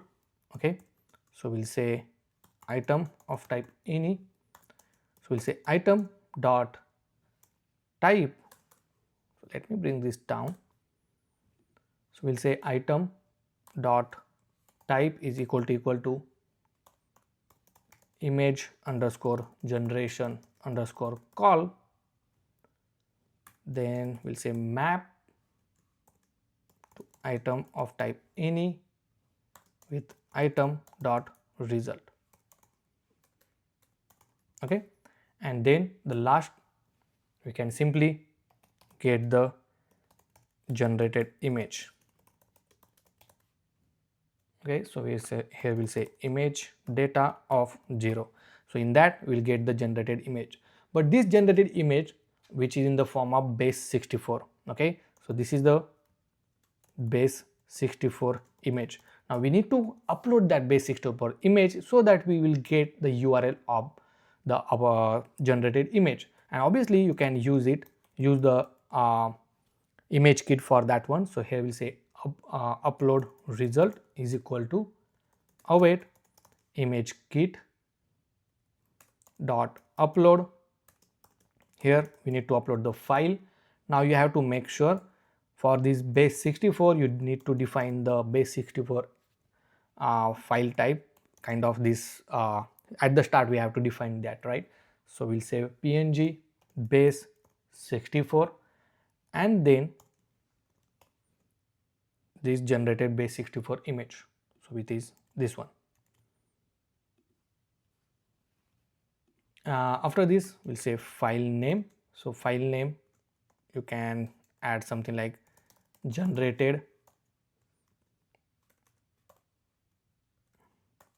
in dollar sign we'll say date dot now, the unique timestamp dot png, and then we'll say is published as true.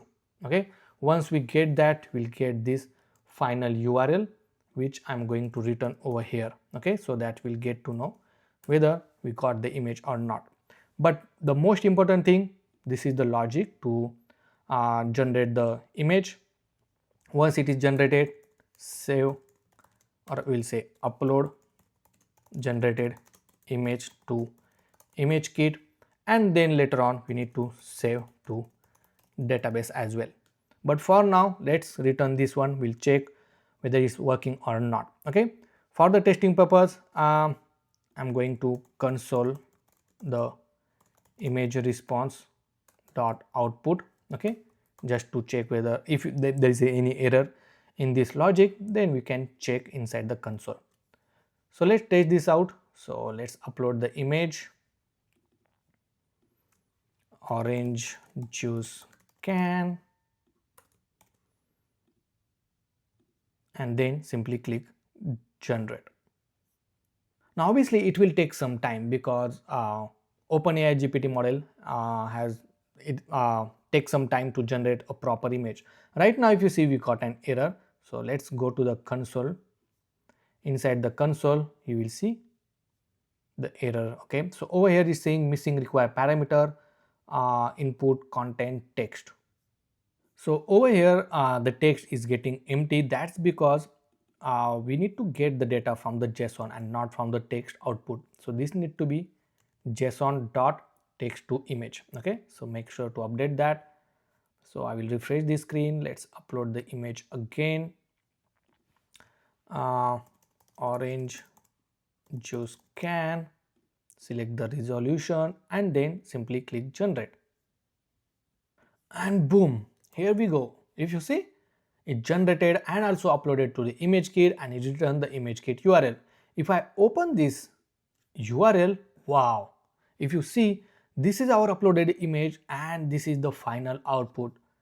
Depends on the whatever the product you uploaded, it added all these effects. How cool it is. And that's how we have to generate and product ad with the help of AI. Okay, so this is just a one example, but you can try with all other different example as well. Okay, so I hope you understand this.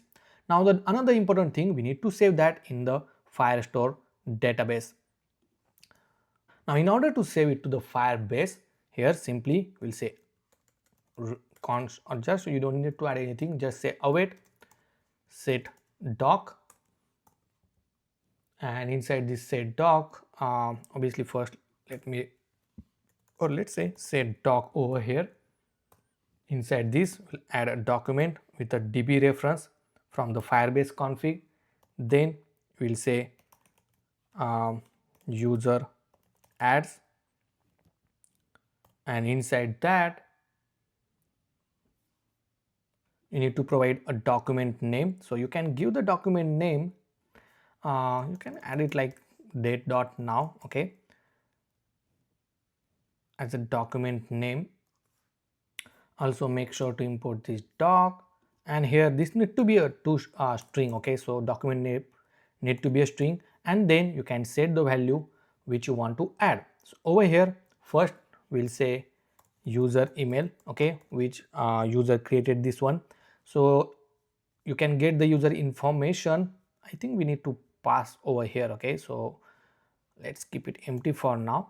Then the product image URL, I will say final product image URL. Final product image URL is nothing but the uploaded result.url. You here we'll say product image URL, which is nothing but the ImageKit reference dot URL. You can add a description as well as a description, and the size as a size. Okay, now it's very important you should pass this user email as well. So simply it's very easy. First I will accept it over here from the form data. So we'll say user email and the user email, and then that user email you need to pass. Okay, but you have to make sure when you make this API call you will also pass. So obviously inside the form data we need to attach that. So we'll say form data dot append user email, and obviously here we need to pass the email. So let's get the user information. So we'll say constant user is equal to use auth context, and then once you define you can simply say user dot email. Okay, and then save it. So next time whenever you generate the image, it will save it to this database as well, and then you can return the final URL. Once you have the final URL over here, right, so once we have the final result, we have to make sure that we'll display that image on the right hand side with this preview result. Okay, So that's how we have to display. But until this point, I hope you understand this complete feature, because now all of this remaining feature is depends on this particular implementation, because we are going to reuse this same component and we are going to add just 1 to 2 more option to the user in order to generate the video and in order to generate the author as well. I recently launched new app called Kravix Studio, which is an AI short film generator application where you can generate a short film which is episode based with a consistent character and have option to edit each scene. Within just 3 clicks, you can export your short film. Thanks for the clerk for sponsoring this project, and just go to the Kravix Studio. I'll put the link in the description. Simply log in, you will get 500 credits where you can create a couple of short films. Here you can just enter your storyline. AI will generate you the outline and it will generate you the final short film. Already created a bunch of different short film. You can also explore others creators short film as well. Here you will find all the details. Also, if you want to buy extra credits, you have option to buy extra credits as well. This is a sample example that I wanted to show you how it actually looks. In a world where magic dances with the wind, Luna prepares to unlock the unfold as Luna discovers the heart of And there are a lot of different features you will find. In a bright classroom filled with curious minds, the Super Kids team prepares for a day. So guys, give a try to this Kravix Studio and don't forget to subscribe to our channel. There is a one quick update. When we are generated the product image, we are saving it to a database. Instead of that one, we are going to update the document and we are going to save it as soon as we trigger this event. So maybe if you go to the top right, when you call this over here, we can set the documentation. At the top we'll say constant doc id is equal to, and then we'll add this document id, okay, and then we'll pass this doc id something like this. Obviously we just have the user email, but we don't have the product image url, the product final product image url, so we'll not save it. But the most important, we'll save the status and we'll say status as a pending. Okay, now once it is finished, then we'll set the status as a completed one. That is because we are going to use a real-time update when we want to fetch the data on this preview section.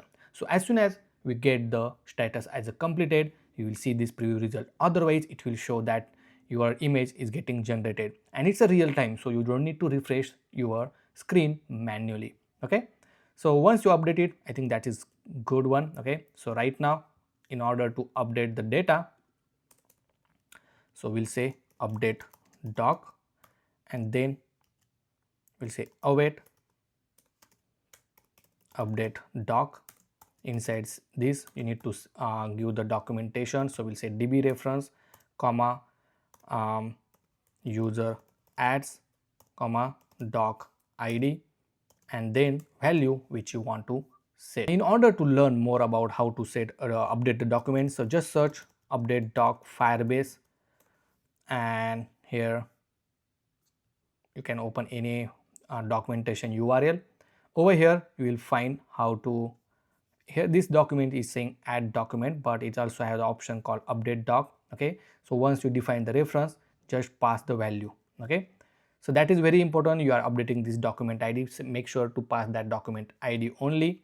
And the field, if you see I tried with this example, but we have to make sure the correct field will pass. So for the final product URL, we'll use this upload result.url, and then for the product image URL, we already have inside this ImageKit reference.url.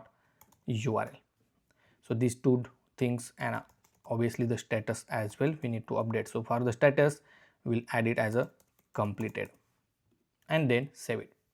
Okay, so that's how you need to do it. So once this is done, automatically we'll get the result on the right hand side. That what we are going to see next. Now it's time to display the result on this preview result component, as we already have this component, right? Now in this component, depends on the user email, we have to fetch all the document which is inside our database. It's quite easy. First we'll get the user information using this use auth context which is already there, and then we'll create a method called constant. Actually you don't need to, because we want a real-time updates. So let's define a query is equal to query, and inside this query we'll define a collection from which collection you need a data. Make sure to import this collection as well from the Firebase Firestore.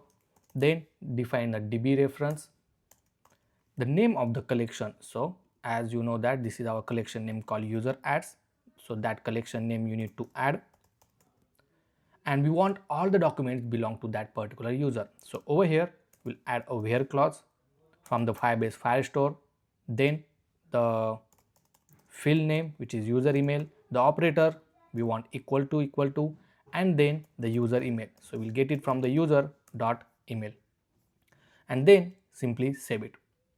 After this we'll say constant on sub is equal to on snapshot from the Firebase. Now this snapshot will give you the real-time data. Okay, whenever data is updated, added, insert, update, whatever, whenever it happens, it will give you the real-time update. You can check inside this Firebase documentation under this get real-time updates.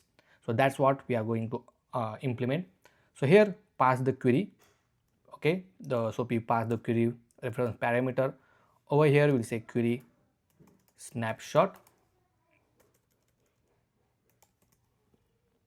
arrow function, and then we'll say constant match docs is equal to empty, and then we'll say query snapshot dot for each, and then we'll say document, and we'll save it inside this match docs. So inside the match doc we'll push all these changes. Okay, so you can save the document ID using this doc.id, and then all the document field.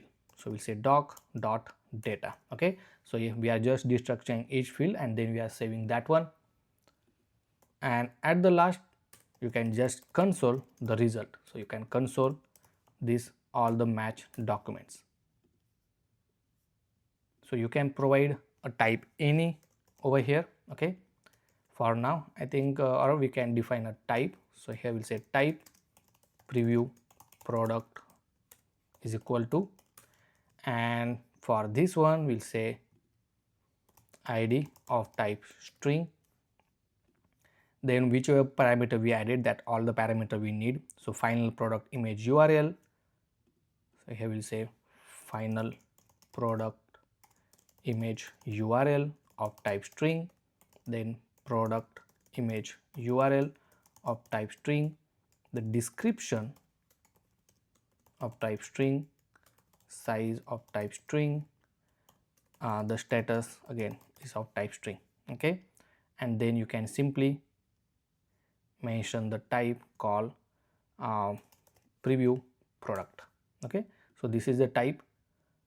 I don't know why it's saying type neighbor is missing, so maybe we can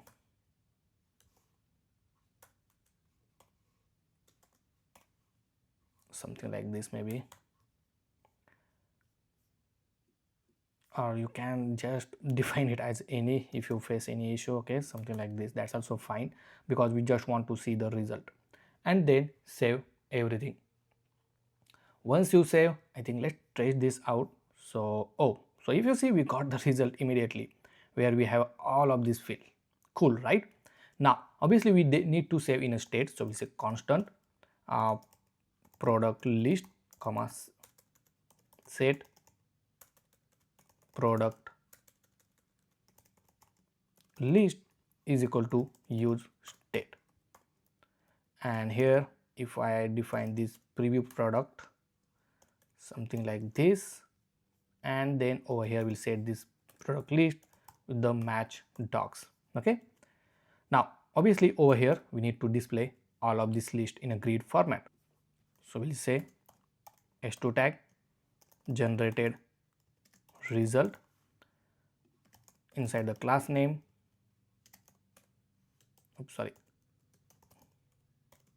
we'll add font bold, text is of 2XL.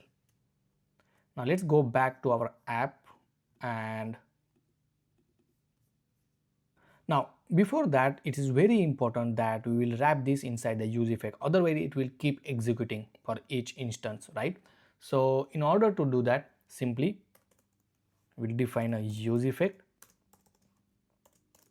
okay, and this use effect will execute whenever the user information is available. So we'll say user.email. Then over here we'll add a condition, if user dot email, if it's not there, then it will return nothing, okay.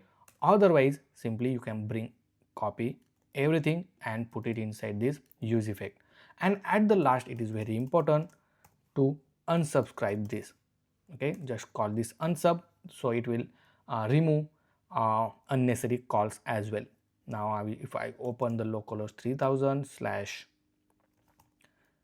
creative product images and go to the inspect panel, over here you will see the result. Perfect. Now obviously we are saving. Now in order to display, let's add a div and then simply iterate that. So we'll say product list dot map, we'll add product comma index and the arrow function. Now inside this product, obviously we need to show an image with a source. We'll say product dot final product image URL. Inside the alt tag you can give product dot, maybe you can add id, okay. Then for width I will give 500, height to 500. Inside the class name we'll say width to full, height to let's say 250 pixel, and most important we want a grid format, so we'll change this class to grid column 2 on whenever the screen size is smaller. On medium screen we'll say grid column 3, and large screen we'll say grid column 4, okay, with a gap of 5. Obviously let's wrap this in a div tag because we want to add more element, and for this div we'll say key as an index and then save it. So right now if you see, we got an error saying this ImageKit.io is not configured under this next.config.js file.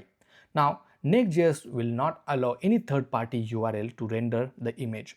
So we have to tell the Next.js that this the image from this domain is a wide listed, so we have to tell that you can just allow the images to display from that particular domain. So we have to go to the next.config.ts file, inside here add images, then domains, and then simply add the domain. Once you add, manually you have to refresh your application. If it's not work, then restart your application, okay. And over here let me refresh it again, and here we have the result, okay. Obviously it's quite small, okay, so maybe because of this one, not sure. And oh, we need to give the width full, okay, and I don't know why it's that much smaller.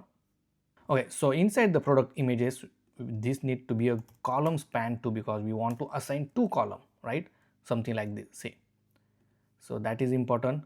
And now I will make this as a 4, let's see how it looks, or just keep it 2 over here, and for last screen we'll say grid column 3, okay. For this image I will add object cover and then rounded corner as well. Perfect, right. For this div we'll add a margin top to let's say 4, so some space. So these are the images we already generated, right. Also now we want to give option to convert this image into a proper video, and also option to download or view as well. So maybe below that we can add a button, okay, one button for the download. So here we'll say download icon only, then one for a preview or view,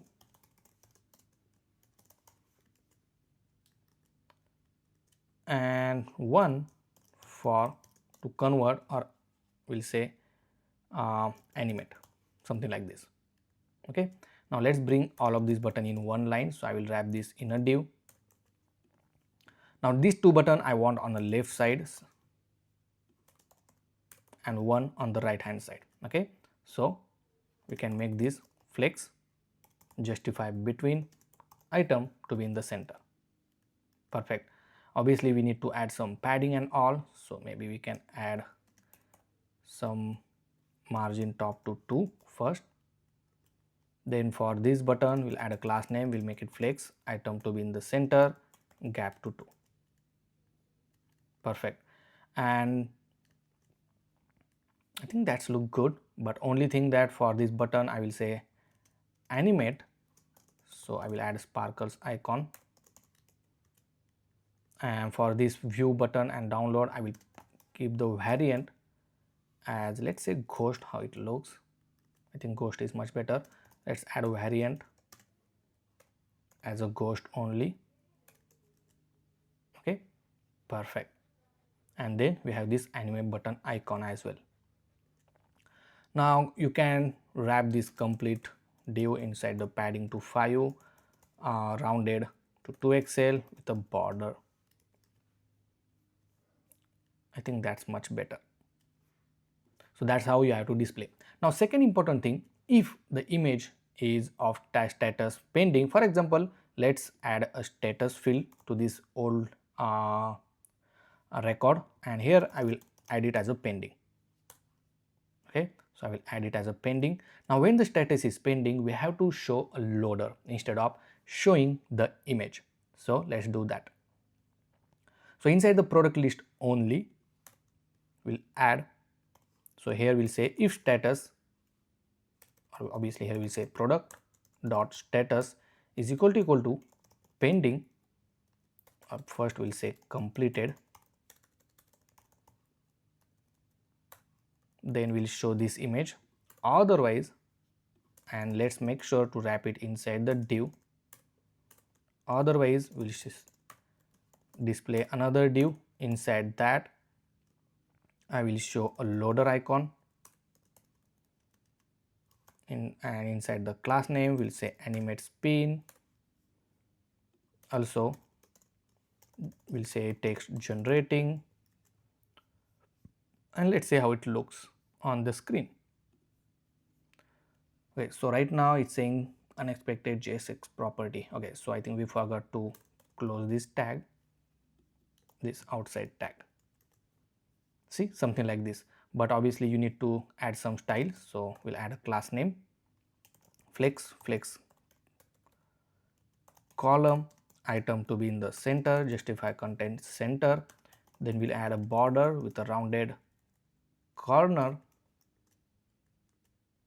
and we'll say height to full. Let's see how it looks. I think that's pretty good, and we'll say maximum height to 200 pixel or maybe 250 pixel. Okay, so we should match the height with this one, and then also I'm going to change background to zinc 800, something like this. See, so it means it's generating, and once you change the status as, let's say, we'll change this to completed. Okay, then it should automatically show the actual image. How cool, right? Even we did not even reload the page, it automatically updated our inside our application, right? So that's how you have to do it. Now on the view you can just display a dialog, and inside that you can show the image, or you can open this image on a new tab. So let me show you how. It's very straightforward if you want to open a new tab. So inside this button I will wrap this button in a link tag with a hrefs, and inside this we'll say product.final product image URL, and then this link tag. Just wrap it, save it, and don't forget to add a target with a blank. Okay, so it will open in a new tab. So if I click on view, boom, it open in a new tab. Same thing for all other. Okay, now for the download, the download the image, it's little bit different way. So simply we'll create a new method. So we'll say constant download image. Here we need an image URL which you want to download, and then first we need to fetch that URL. Okay, so we'll say constant result is equal to await, use fetch, and then pass the image URL. Okay, here let's make this as async. After that we'll get the blob from it. So we'll say blob is equal to await result dot blob. Then let's get the blob URL. So we have to create the URL using the window dot URL dot create object URL and pass this blob. Then we'll define a constant a with a document dot create element with the anchor tag, and simply we'll say a dot hrefs is equal to blob URL. So we'll assign this blob URL to that. Then we'll you can set the attribute as well. So here we'll let's say download. I will give a tube guruji as a name. Okay, and then we'll say document dot body dot append child with a value, whichever value we define, right? So this create element a value. Then you have to click it. Okay, so obviously it will do everything programmatically, you don't need to manually do it. Okay, and then we'll say document dot body dot remove child. Okay, so we'll also clear this one, and then we'll say window dot URL dot revoke object URL. Okay, because we want to clean this up, and here you can add some toast messages that video is downloaded. Now just attach this download URL, download image method to your button. So over here we'll say on click, and then pass the product the product dot final product image URL, and then save it. Now if I click download, see it's get downloaded, and if I open it, here we have. Okay, so this is how the download functionality will work. Now obviously next we'll learn how to animate this one. Okay, because if I go to our home screen, the next is the AI product to video. As we already generated everything, the only thing that we need is to generate or animate the video. Okay, and for avatar also it is similar way. If you want to try on your own, you can just pause video, try on your own. If you face any issue, you can just resume watching the remaining course as well. Now it is very important to update the user credits. Okay, so in order to update, first we need to get the user information from the Firebase Firestore. So here we first will define a user reference is equal to collection from the Firebase, the DB reference, and then the collection name, which is users. Then we'll write a query because we want to fetch depends on the user email, and we already have the user email information. So here we'll say query user reference comma where, and inside this we'll say user email matches with our user email. Okay, now once we have the query, we say constant query snapshot is equal to await get docs, and then pass that query. Okay, once we have that, we'll get the document. So we'll say constant user doc is equal to query snapshot of docs of 0, because we only want to fetch the first element, and then we'll say constant user info is equal to user doc dot data. Okay, now inside that you will get the user information, and inside that user information we already have the credits. Now inside this update doc we'll say user info, and then we'll say user info dot credits minus, let's say 5. Okay, so in this case it's a 5, so we'll say credit minus 5 and then save it. So that's how you have to update the credit information. Now the next part is to implement the AI products video. But let me tell you one thing, that we are going to use same component which we use inside this product image generator. Exactly similar, guys. Okay, and it's very easy to do it. First, let's go back to our app, and inside this we'll create a new route under this create AI tools, and we can call it as a product video. Okay, inside this product video we'll add page.tsx file, add a default template. Here we'll say product video and then save it. Now make sure inside your list, okay, so AI tool list, you will add that particular route similar like this one. So I will paste it here, but instead of product images, now I will say product video and then save it. Now if I go to the home screen, click on this create now, and here we have the product video. Okay, now there are two ways that you can implement. Either you can simply add product images component directly, save it, and boom, everything is there, right? You don't need to do anything. Just on the click of animate, we have to animate this particular video. Obviously, first step in order to generate a proper animated video for your project, you have to generate the image first, okay, and then you have to generate the video. So inside this, right, the next step after this, in order to generate a video before save to a database, we need to actually add, so over here I will say generate video. Okay, and obviously here we need to call an AI model to generate video. Okay, and I'm going to tell you the best cheapest AI model to generate this video, and then once we have the video generated, save it to a database, and then so over here obviously we need to save to db, sorry, save video to cloud storage, and then we're gonna save it and update to our database as well. So that is the second part where we need to generate the video of that, but the implementation wise everything is same. Now inside the product images you can pass a title, and here we'll say generate, let me see the what is the existing title. So he's saying AI product image generator, so here we'll say AI product video generator.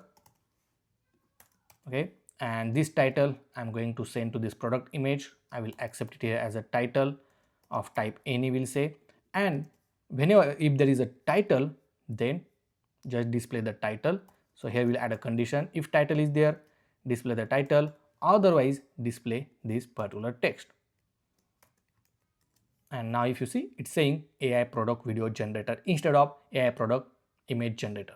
Okay, now here first obviously you have to upload the image, enter the description, select the image size, and then it will generate the image.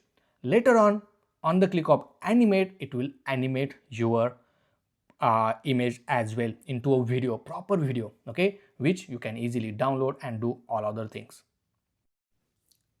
Now it's time to generate a video of the generated product image. Obviously we already have this animate button which will generate the product video. Okay, and as I explained already, that once we have this image product, we need to generate this video. Obviously we have to use the AI model to generate this video, and then we need to save it to the cloud storage. Obviously we have to make sure we'll update the user credits as well. Now it's very important to save the image to video prompt. Obviously in the previous stage we nobody we are saving this prompt. Okay, so we have to save it inside our Firestore only, okay, so that we can easily use it to generate into a video. So let's update that first. So we'll go to the API inside the route.ts, and inside here maybe we can add over here inside this saving updating document. So over here we'll say image to video prompt, and then we're gonna simply get the prompt result from this response, okay, because that's where we added, so from the JSON. So here we have text to image, but we want image to video, right? So I will just verify this image to video, image to video as a field, right, in order to save it. So I hope you understand. Make sure to save this. So here I will just comment save image to video prompt, okay. So whenever next time when we generate the image, it will save this image prompt as well, okay. So let's test this out. So what I will do, I will refresh the screen. Let's upload the image. So I already have a lot of image. Let's upload this new image, okay, 100% juice. So here we'll say orange juice can, and here we'll say show, or just keep it like this, that's fine. Then select the resolution. I will select this vertical resolution and simply click generate. As soon as you click generate, and then here you see the it's generating. Right now I think it's look like it's not perfectly aligned. So let's update this one, okay. We have to give the maximum height properly, or minimum height, so that it will be look like a full screen, okay. And as soon as it's finished generating the image, it automatically show you the image inside this view as well. And here we go. So if you see our image, and this exactly matching, right, and along with that we have this beautiful image. I can view this image in a long form. Obviously here for the testing purpose, I kept the image generation with a low resolution or low size, okay.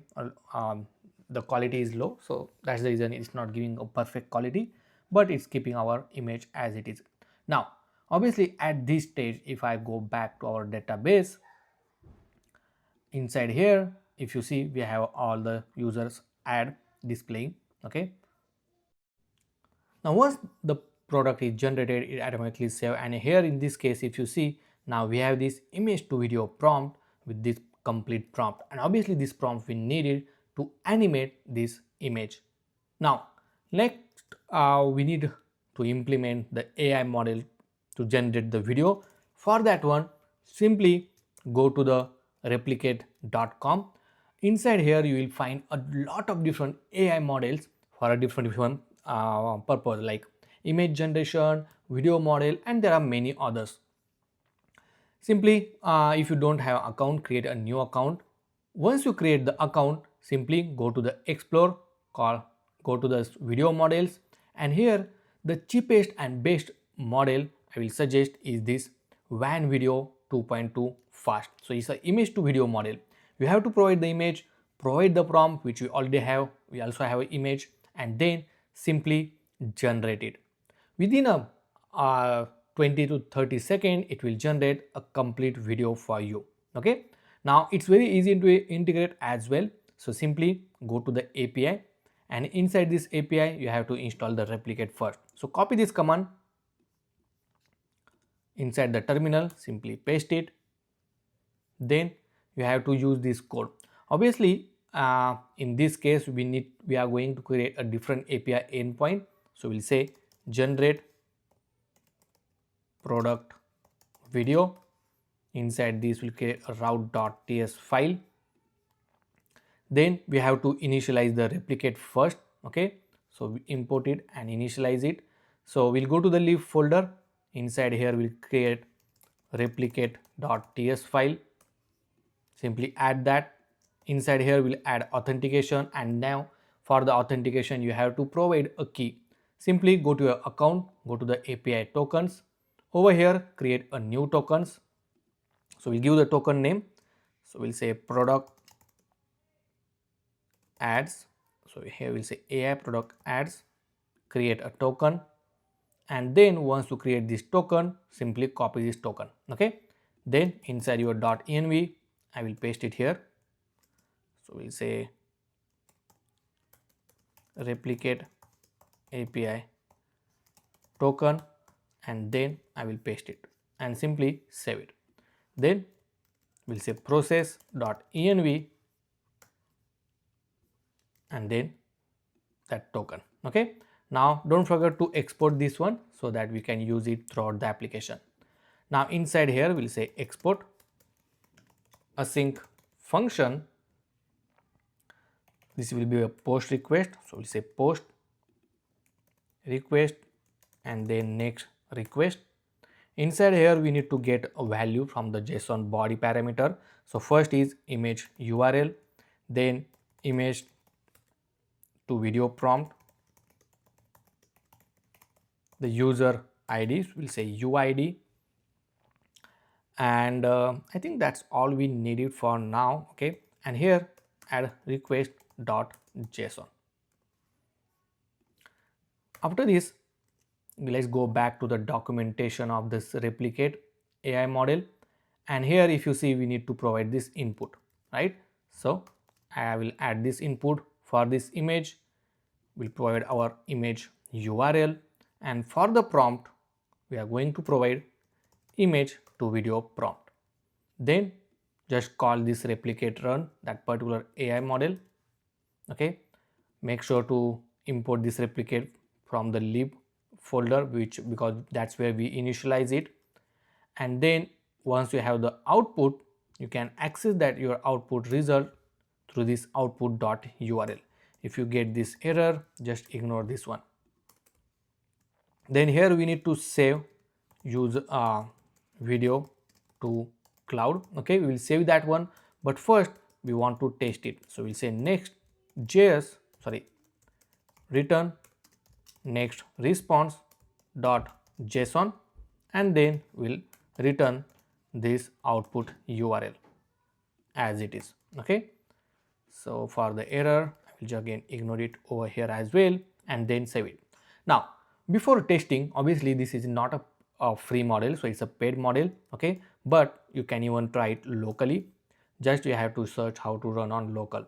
Second thing, this is the cheapest model because you can generate up to 20 video for $1. Okay, so the length of video is 5 seconds. Okay, with this resolution I think that's much better because no one is providing this with a less cost.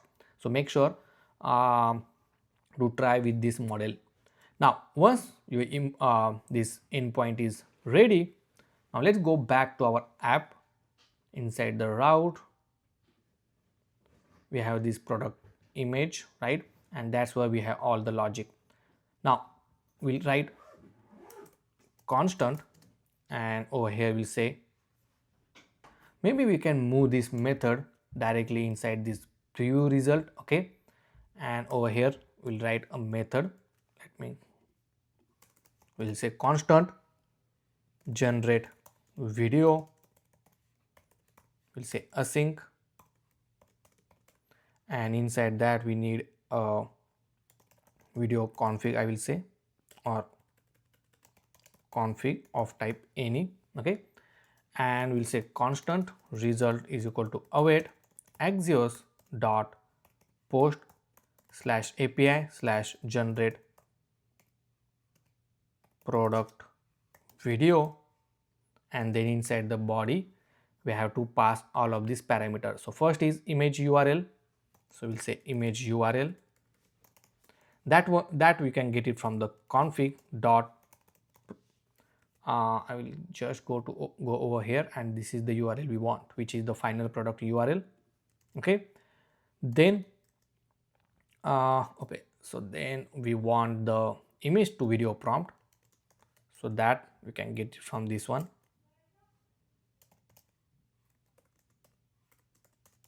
And the last is user ID, so we'll say UID.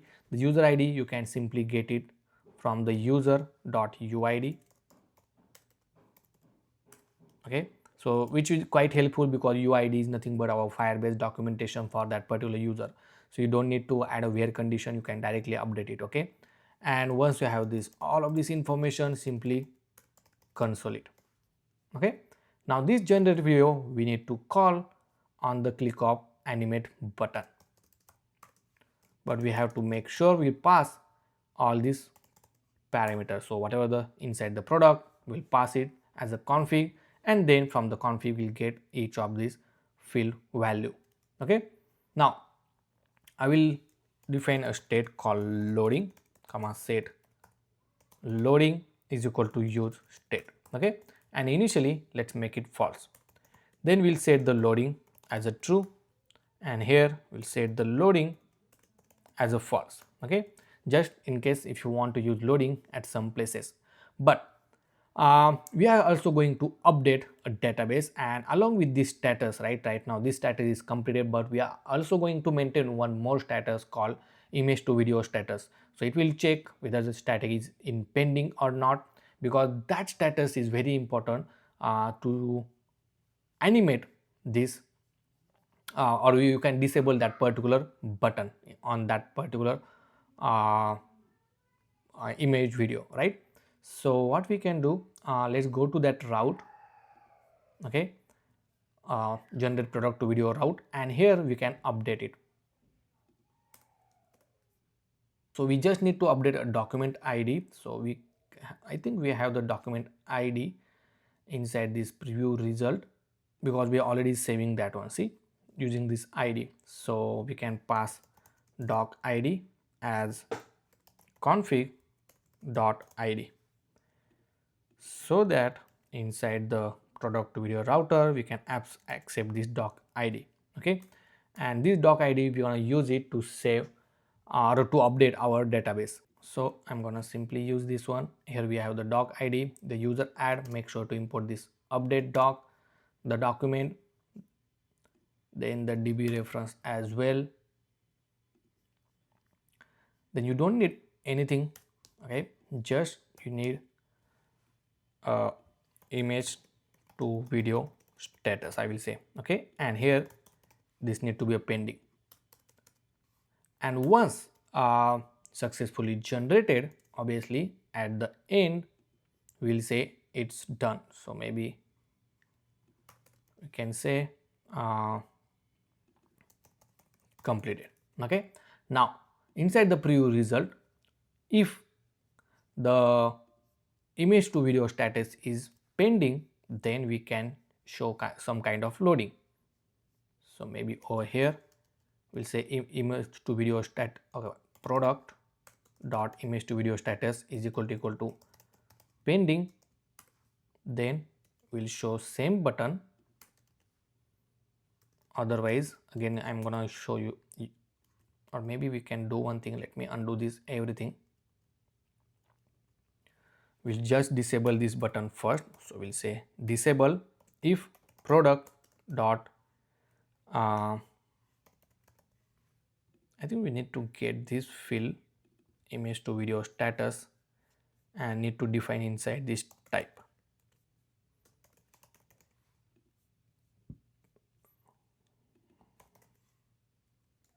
Is equal to pending, then disable. Okay, and also over here I'm gonna show a loader icon.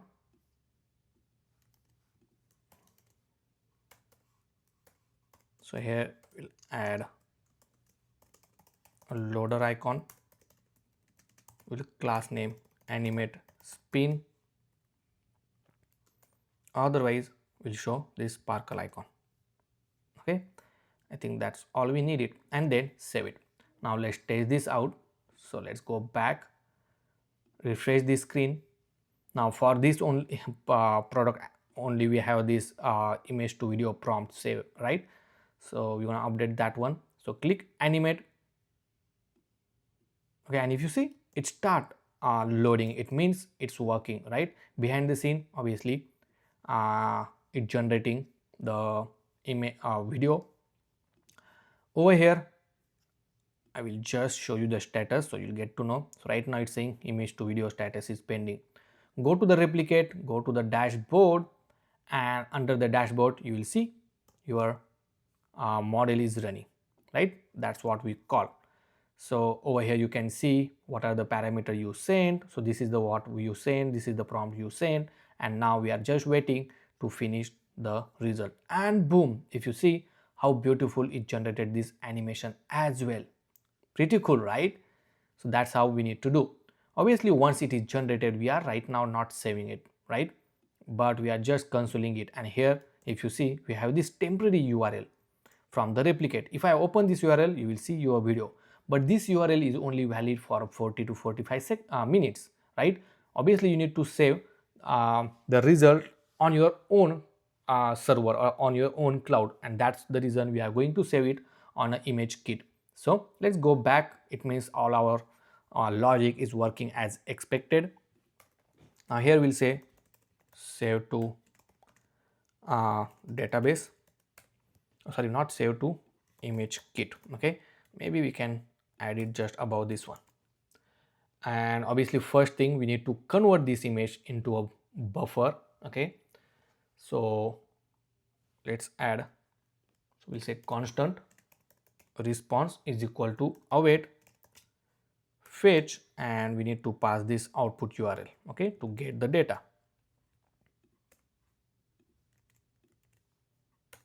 After that, we'll say constant video buffer is equal to buffer dot from, and then we'll say await response dot array buffer. Once you have this array buffer, you can use the ImageKit. So we'll say constant upload result is equal to await ImageKit dot upload, and then obviously inside this we need to add a file. So here we say video buffer, then the file name will be the video underscore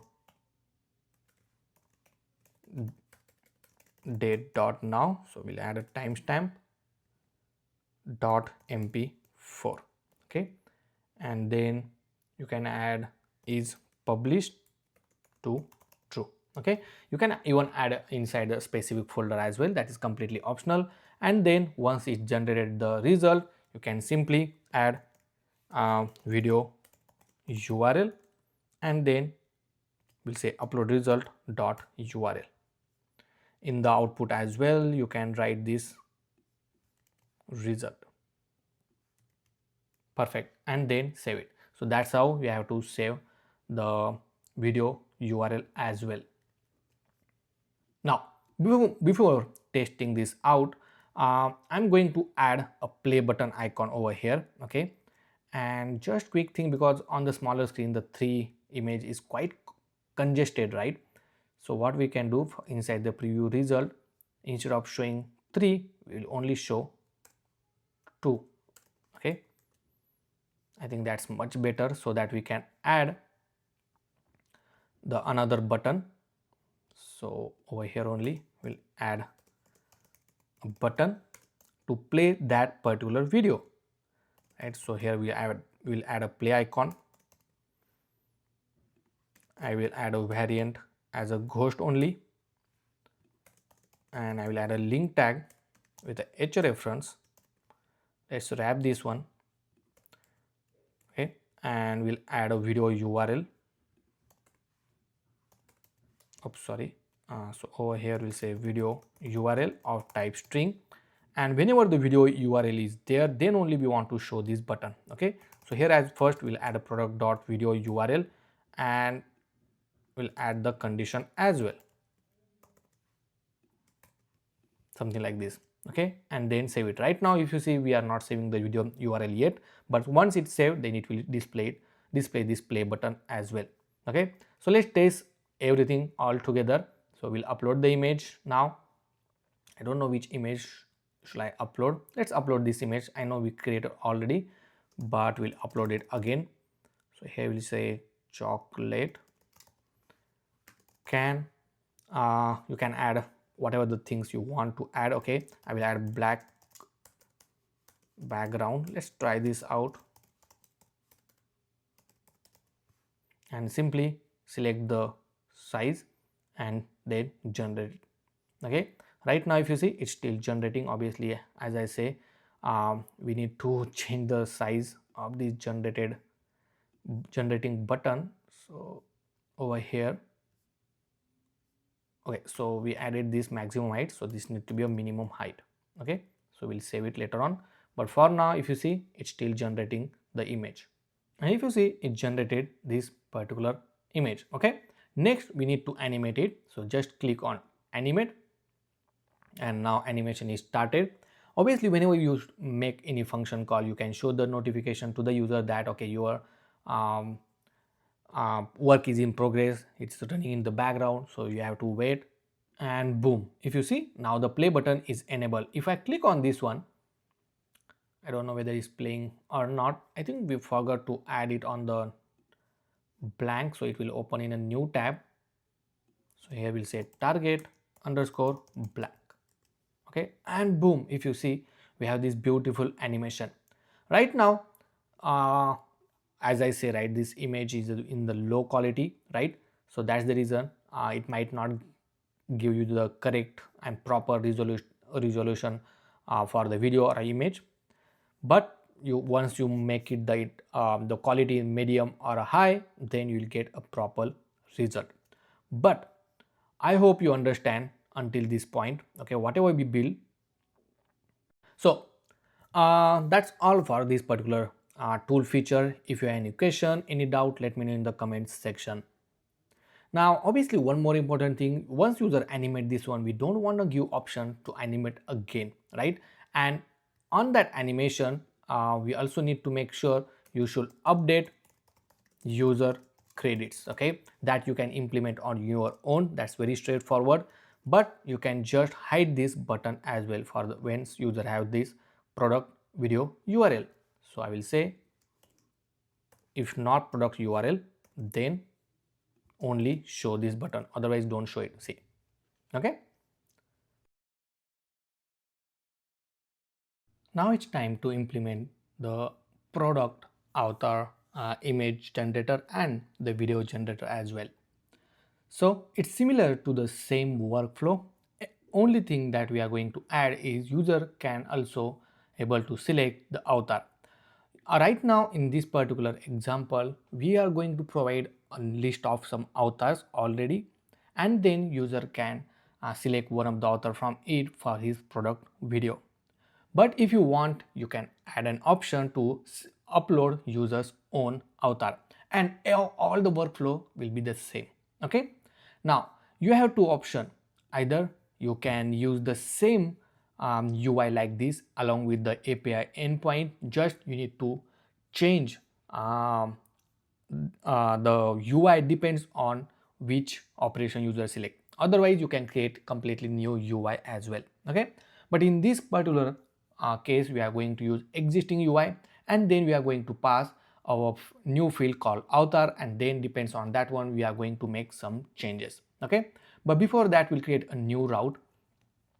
So we'll go back to our application, and then inside the route under the creative AI tools, we'll add a new folder called product author.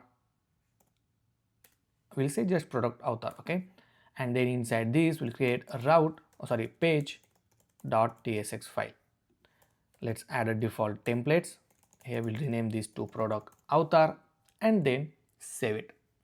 Now, as you know that similar like the product video, I'm going to simply use these product images as it is. Okay, obviously we'll rename this. So here we'll say AI product author image and video generator. Okay, now if I save this one, now you have to make sure inside your created tool list. So if I go to this app component, where we have this AI tool list, you need to provide this route. Just update this route to product author. And now if I go back to our application on the home screen, if I click on this create now, you will see your page is now ready. Now obviously we need to update this list of product. Instead of that one, we need to update with our own author, but we need to tell to this particular component, is this product image component, that this is the we need to enable the author. So here we'll say enable author, and we'll just say it as a true. Okay, Now copy this. Let's go to the product image. Make sure to accept this product author, and we'll keep it in it. That is completely fine. Now when we have enable author, it means we need to show the author list, right? Now this enable author, we also need to pass to this form input, and inside the form input you have to accept it. So I will accept it as a boolean and make sure to pass it over here and then save it. Okay, now similar like this sample product, we need to create a list of author. So here we say author list, and inside the author list we'll say name of the author. Okay, so we'll say right now author 1, and then the image URL of this author. Now what you have to do, just go to your ImageKit. Okay, inside this ImageKit dashboard you have to upload some author. So I created this folder called author, and inside this I uploaded this author. You need to copy the image URL of each of this author and paste it there. Okay, that is very important. So we'll paste it here, and same thing you have to do it for all author. Okay, because once you select the author, you can directly use this image URL instead of uploading it. So here I added 6 author, but you can add as much as you want. Now once you add, obviously you have to display that author, but we have to make sure this sample products, we need to disable it. So we'll say if it's not an author, or sorry, enable author, right, then only you have to display these sample products. Otherwise, if enable author is true, you don't need to. I will create the similar div. So I will copy this example and we'll paste it here, but this div only enable when it is in author stage. Over here. Okay, now obviously we don't need a text area. Now over here we'll say select author, and then we need to iterate this. So we'll add a div, then inside this we'll say author list dot map, then we'll say author comma index, and the arrow function. Over here we'll add an image tag with a source as author, alt tag as a name of the author, and then for a width, let's say 200, height to 200. We'll also give a class name. Over here make sure it's author.image URL. Okay, so pass the image URL. Then for the class name we'll say a rounded corner to large, then height, let's say 70 pixel, and width we'll say 50 pixel. We'll see how it looks first, and also I will provide a key as an index. For this one I will say cursor pointer and then save it. Now let's go back to your application. Over here you will see this author. Perfect, but it's too small. Let's make it 100 as a height and then 80 as a width. I think much better. Then you have to also add object cover. For this div we'll add a class name grid column 4 and gap to 3. Perfect. Okay, so these are the author. Now we have, I will add margin top to 2. Perfect. Now whichever author user select, we have to save the selected author, and we have to show that okay, this author is selected, right? So we have to maintain one state. So over here we'll say constant selected author comma set selected author is equal to use state, which is of type string. And then once user click on any of this author, here we'll say on click set selected author with an author dot, you can say name of image URL, whichever you think is best. You will say name and then save it. Now this is just for to add or to dynamic styling, right? So because we wanted to show a rounded border, so over here I will add a condition. If author dot name matches with the selected author, then we'll add a border, and we'll say border let's say pink, oh let's say primary, and then save it. Okay, so if I select this avatar, see now we have this border. Let's make the border to 2 little bit darker. Okay, and if I select this one, you will see the selected avatar. Beautiful, right? So that's how we have to do it. Also we have to make sure we'll pass this selected the selected value, okay, back to the parent component. So over here we'll say on handle input change avatar, and then the value will be avatar dot image URL, as simple as that, and then save it. If I scroll at the top, as you know that we already have this on handle input change, right? So that will take care of adding your on handle input change to the form data. Now if I go back to this previous component, which the parent component, so inside the product images, that's where we have, right, because that's what we added. Here we need to append this avatar as well. So we'll say dot append avatar as form data dot avatar. Obviously we need to add to our type as well. It's an optional field,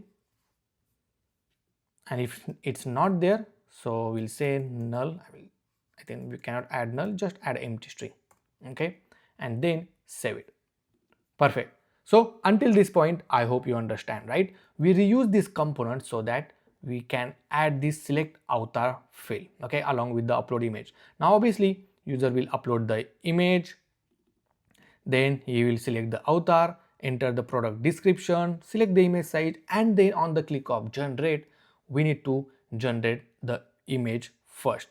Now until this point we have this avatar information. Now let's go to this generate product image. Obviously we are going to use same API endpoint because we are going to modify that one. So let's go to this API, the product image generation, and here we are going to accept one more field, which is avatar. Okay, now it's not necessary that avatar will be there every time. Okay, so here we'll say avatar, and if you scroll down, along with this input image, we need to pass an avatar as well. So I can write a condition, for example, here we'll say dot dot, then we'll say if avatar is there, or maybe we can say if avatar, right, then only we want to add this type image and the avatar URL. So over here we'll say avatar, okay, and then after this, if it is not there, then we'll put empty value. Here give the comma and then save it. Okay, so this is conditionally we are adding to this object list. Okay, over here let me put this length.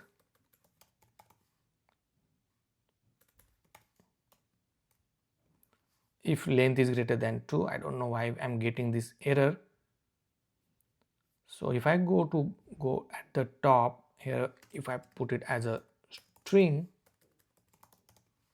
then maybe now the error is gone. Okay, so we'll check if avatar dot length is greater than 2. That's because we are passing the empty string, right? So it might add this image reference. So just to avoid this one, okay, it's a kind of workaround you can implement. Now let's save this one. Now until this point everything is good, but one more last important thing that you need to do is we need to pass a different prompt and not this one. Okay, so obviously we need to update the prompt, existing prompt, and here once we created this response, right, that's where we need to change the prompt so that it will applicable to the avatar product image. So this is the prompt which I already added. Just copy this prompt and then you can paste it inside your route.ts file. Okay, so let me bring this down so it will not show long string in one line. So once your prompt is ready, right, I will copy this text and simply what you have to do over here, we'll check if avatar is there, right, then we can use author prompt, otherwise we can use the regular prompt. Over here, if you want to check something like this, right, again that will be good, and that's how we have to do it. I think that's all we need to do. Okay, now for the author prompt, you can update the credits, okay, because if user is using the author prompt, you can might charge extra credits. I will keep as it is, okay, but it's up to you. Just I want to give a heads up on that one. So let's test this out. So we'll say upload some image. So let's select this image, then we'll select the author, then add a description if you want. Okay, I will keep as it is, and we'll select the image side and simply click generate. Now it starts generating, so we'll wait to finish it, and boom, if you see, we have this result. If I view this one, you will see this complete beautiful result with our author. How cool, right? Obviously you can just simply animate it, because animate is already implemented. You don't need to implement again. So in this particular feature, it also animate your image. Here I also created the animate one, and if I play this, boom, how cool and creative this video as well for our product and author. Okay, also I will add a couple of more prompt, okay, so you can give a try. The one of the prompt which I tried, so I will remove this and I will paste this one, okay, which will not give you the splash effect, but will give you the more professional product image with the author. Okay, so it's up to you guys how you want to display it. So I hope you understand. If you have any question, any doubt regarding this AI product author image and video feature, let me know in the comment section. Now once you implement all the features on the home screen, we need to show all the generated product images, right?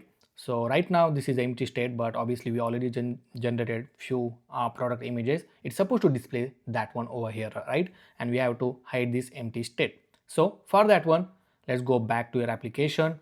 Under this user add list, right, that's where we are showing this empty state, because we have the add list as a empty. But similar like this preview result, first we need to fetch the data. Okay, so what we can do, we'll copy everything as it is. I will paste it inside this not my ads, inside the user add list. Obviously make sure to import this auth context, preview product. If you don't have, make sure to export it. So let me go back to this preview result, because we need this preview product type, right? So we'll just export it, so we can simply use inside user add list. So over here, if you see, I can able to import it. Make sure to import use effect, this query as well, because we are just copy pasted, right? So I will just import it one by one. Now once it is imported, right, instead of the product list, I will copy from here and paste it to this add list, because we are using add list, and then we'll set it to this add list, right, and then simply save it. Now if I go back, you will see now we don't have the empty state, because now add list contains some data. Now we want to display all of these products. So over here, or maybe I will add a question mark, and then I'll just keep like this. We'll add a completely new div. First we'll show some skeleton effect, or let's display the product first. Okay, so that will be easy way to do it. So we'll say map ads comma index arrow function. Over here we'll simply add an image, then source, or maybe we can wrap it inside the div as well, and then inside the ads you can show the final product image URL with the alt tag ads dot, you can add anything. I will add a URL only. Then in the width, let's say 400, height to 400. Then the class name, we'll add it as a full. Height, I will add it as the 250 pixel. object cover. Okay, then for this div we'll add a class name, we'll make it grid column 2.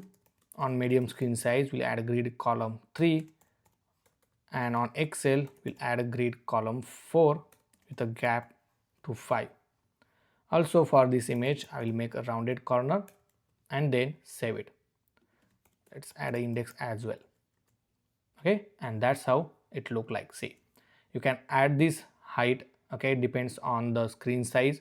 So for the larger screen size I will add a height, let's say 350 pixel. I think that's much better.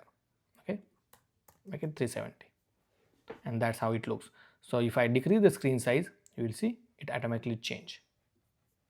Perfect, right? Now on the click of this, either you can open in a new tab, okay, to preview it, or you can add a button as well. So over here you can add a view button. Okay, so we'll add a button here. We'll say view with a class name. Instead of class name I will add a variant as a ghost, and if there is a video URL, right, so here we'll add another button with a play icon, but this button will only disable if the user created video of this one, right? So here we'll add ads dot video URL, then only display this button. Okay, and then save it. If you see, we and this button as well. Let's add a class name, flex item to be in the center, then we'll add margin top to 2. Perfect. You can make this justify between. Now we have view button, and then I think we can make outline, okay, to view this one. Perfect. So that's how guys it works. Obviously on this button click you have to open in a new tab. So I will just add a hrefs as ads dot final product image URL. You can open that in a dialog as well. Over here I will add a target as a blank, and then make sure to wrap this button inside this one. Okay, same thing we'll do it for this video play icon.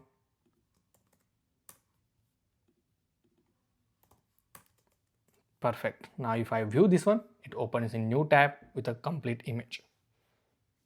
Now same component you can reuse inside this my ads. Currently in my ads we don't have anything, right? So if I go to the my ads, I already added these routes under the route folder, and here we can simply add user ads list and boom, right? Also I also added this creative tools where I created the new page.tsx file under this AI tools, and then in that one you can simply import this AI tool list component which we already created.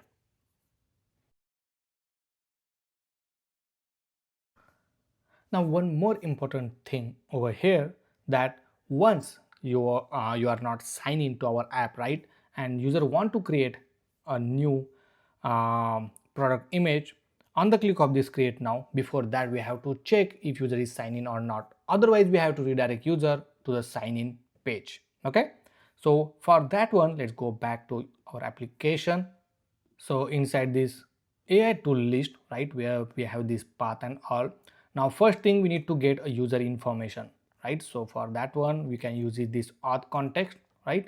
Make sure to import in this one, and then when user redirect it, here we check if user is there, then only redirect to that particular path, otherwise simply redirect it to the login screen. Once you add this one, let's go back. Right now I think we need to make sure this component is in the client side because we are using a context, right? And now if I click on this create now, see, it's redirect me to the login screen, right? Because it asked me to first login. Same thing you have to do for this create new ads button, because for the empty state I don't think so we added anything. I will use this default route for that one. So over here we'll add a link tag with the h reference. We'll say if user, then it will redirect to this particular page, otherwise it will redirect it to the login screen, something like this, and then save it. Okay, now one more last important thing. Obviously once user go to the create now, click on any of this button, it's redirected to the login screen, but this is not done. Obviously user can go to this page creating AI tool / product images directly, right? Because we don't have any control, we did not use a middleware Next.js file. To avoid this one, simply go to the product image, because we use this component in each of the feature, right? And in this component we'll check, so inside the use effect we'll check user, okay, and here we'll say if not user, then simply redirect it. So over here I just define this router, and then I'm navigating to this login screen if user is not defined. Okay, now inside the login page as well, here maybe let's go to this login form, and that's where we have this authentication, and make sure everything is set up correctly. Now it's time to deploy our application on the cloud so that you can share this with your friends and family. Deploying is quite easy. Just follow the step-by-step guide, and then you can easily deploy it. Also, if you face any issue, simply go to the tubegurji.com. Here you will find the source code. Just get that. In that source code as well, you will find a step-by-step guide how to install and how to run the existing project, which I'm going to provide the source code, which is available on the tubegurji.com. Okay. Now first thing, in order to push your code, we'll first push it to our GitHub repo, and then that GitHub repo we're gonna connect it to the Vercel. Okay, so we'll create a new repo. Over here we'll say AI products image, product image, then I will make it private, create a repo, and once you create a repo you have to set this origin, okay, because that's where you need to push all your changes. Simply I will initialize this git and then set this origin, then just type git add, so it will commit stage all the files, then give the commit message and simply push the changes.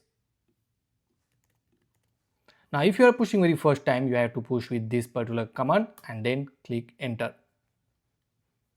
Once you push all the changes, simply go back to your repo, refresh the screen, and then you will see all your files are available inside your repo. Now go to the Vercel. Here we'll create a new project, click git repo, then make sure to connect your git repo. Over here you will find your repository name, simply click import. Now we'll keep all the setting as it is, but inside this environment variables you have to add your own environment variables. So simply copy everything as it is, paste it here, and then deploy this.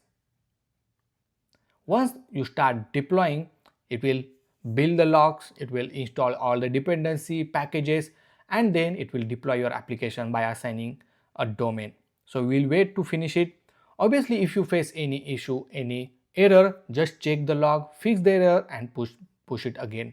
Then at that time it will automatically trigger the deployment for you, and boom, if you see our application is now deployed. If I open this application, click on create now, it asks me to log in. Simply log into your application. Right now if you see, I'm not able to log in it, see, okay, it giving me the error.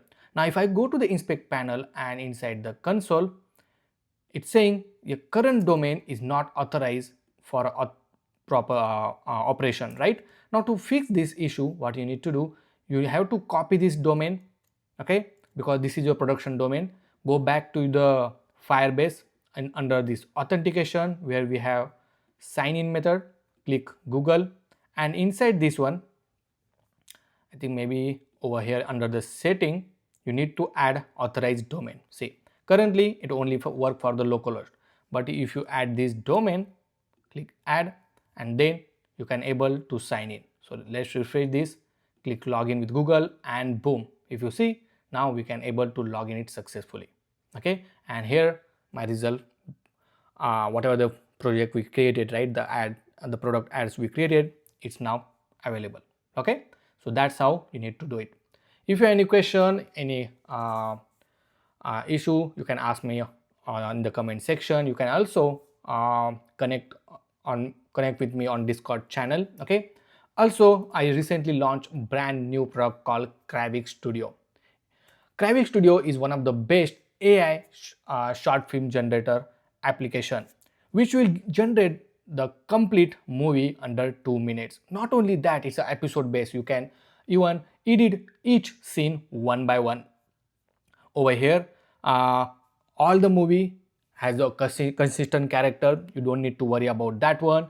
The camera angle, the zoom, the everything, all the settings are available inside the Kravix Studio.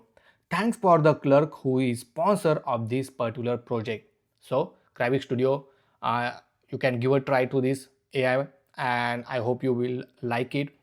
If you have any question, any doubt about the Kravix Studio, let me know in the comment section. It's free to try, so just give a try. Thank you.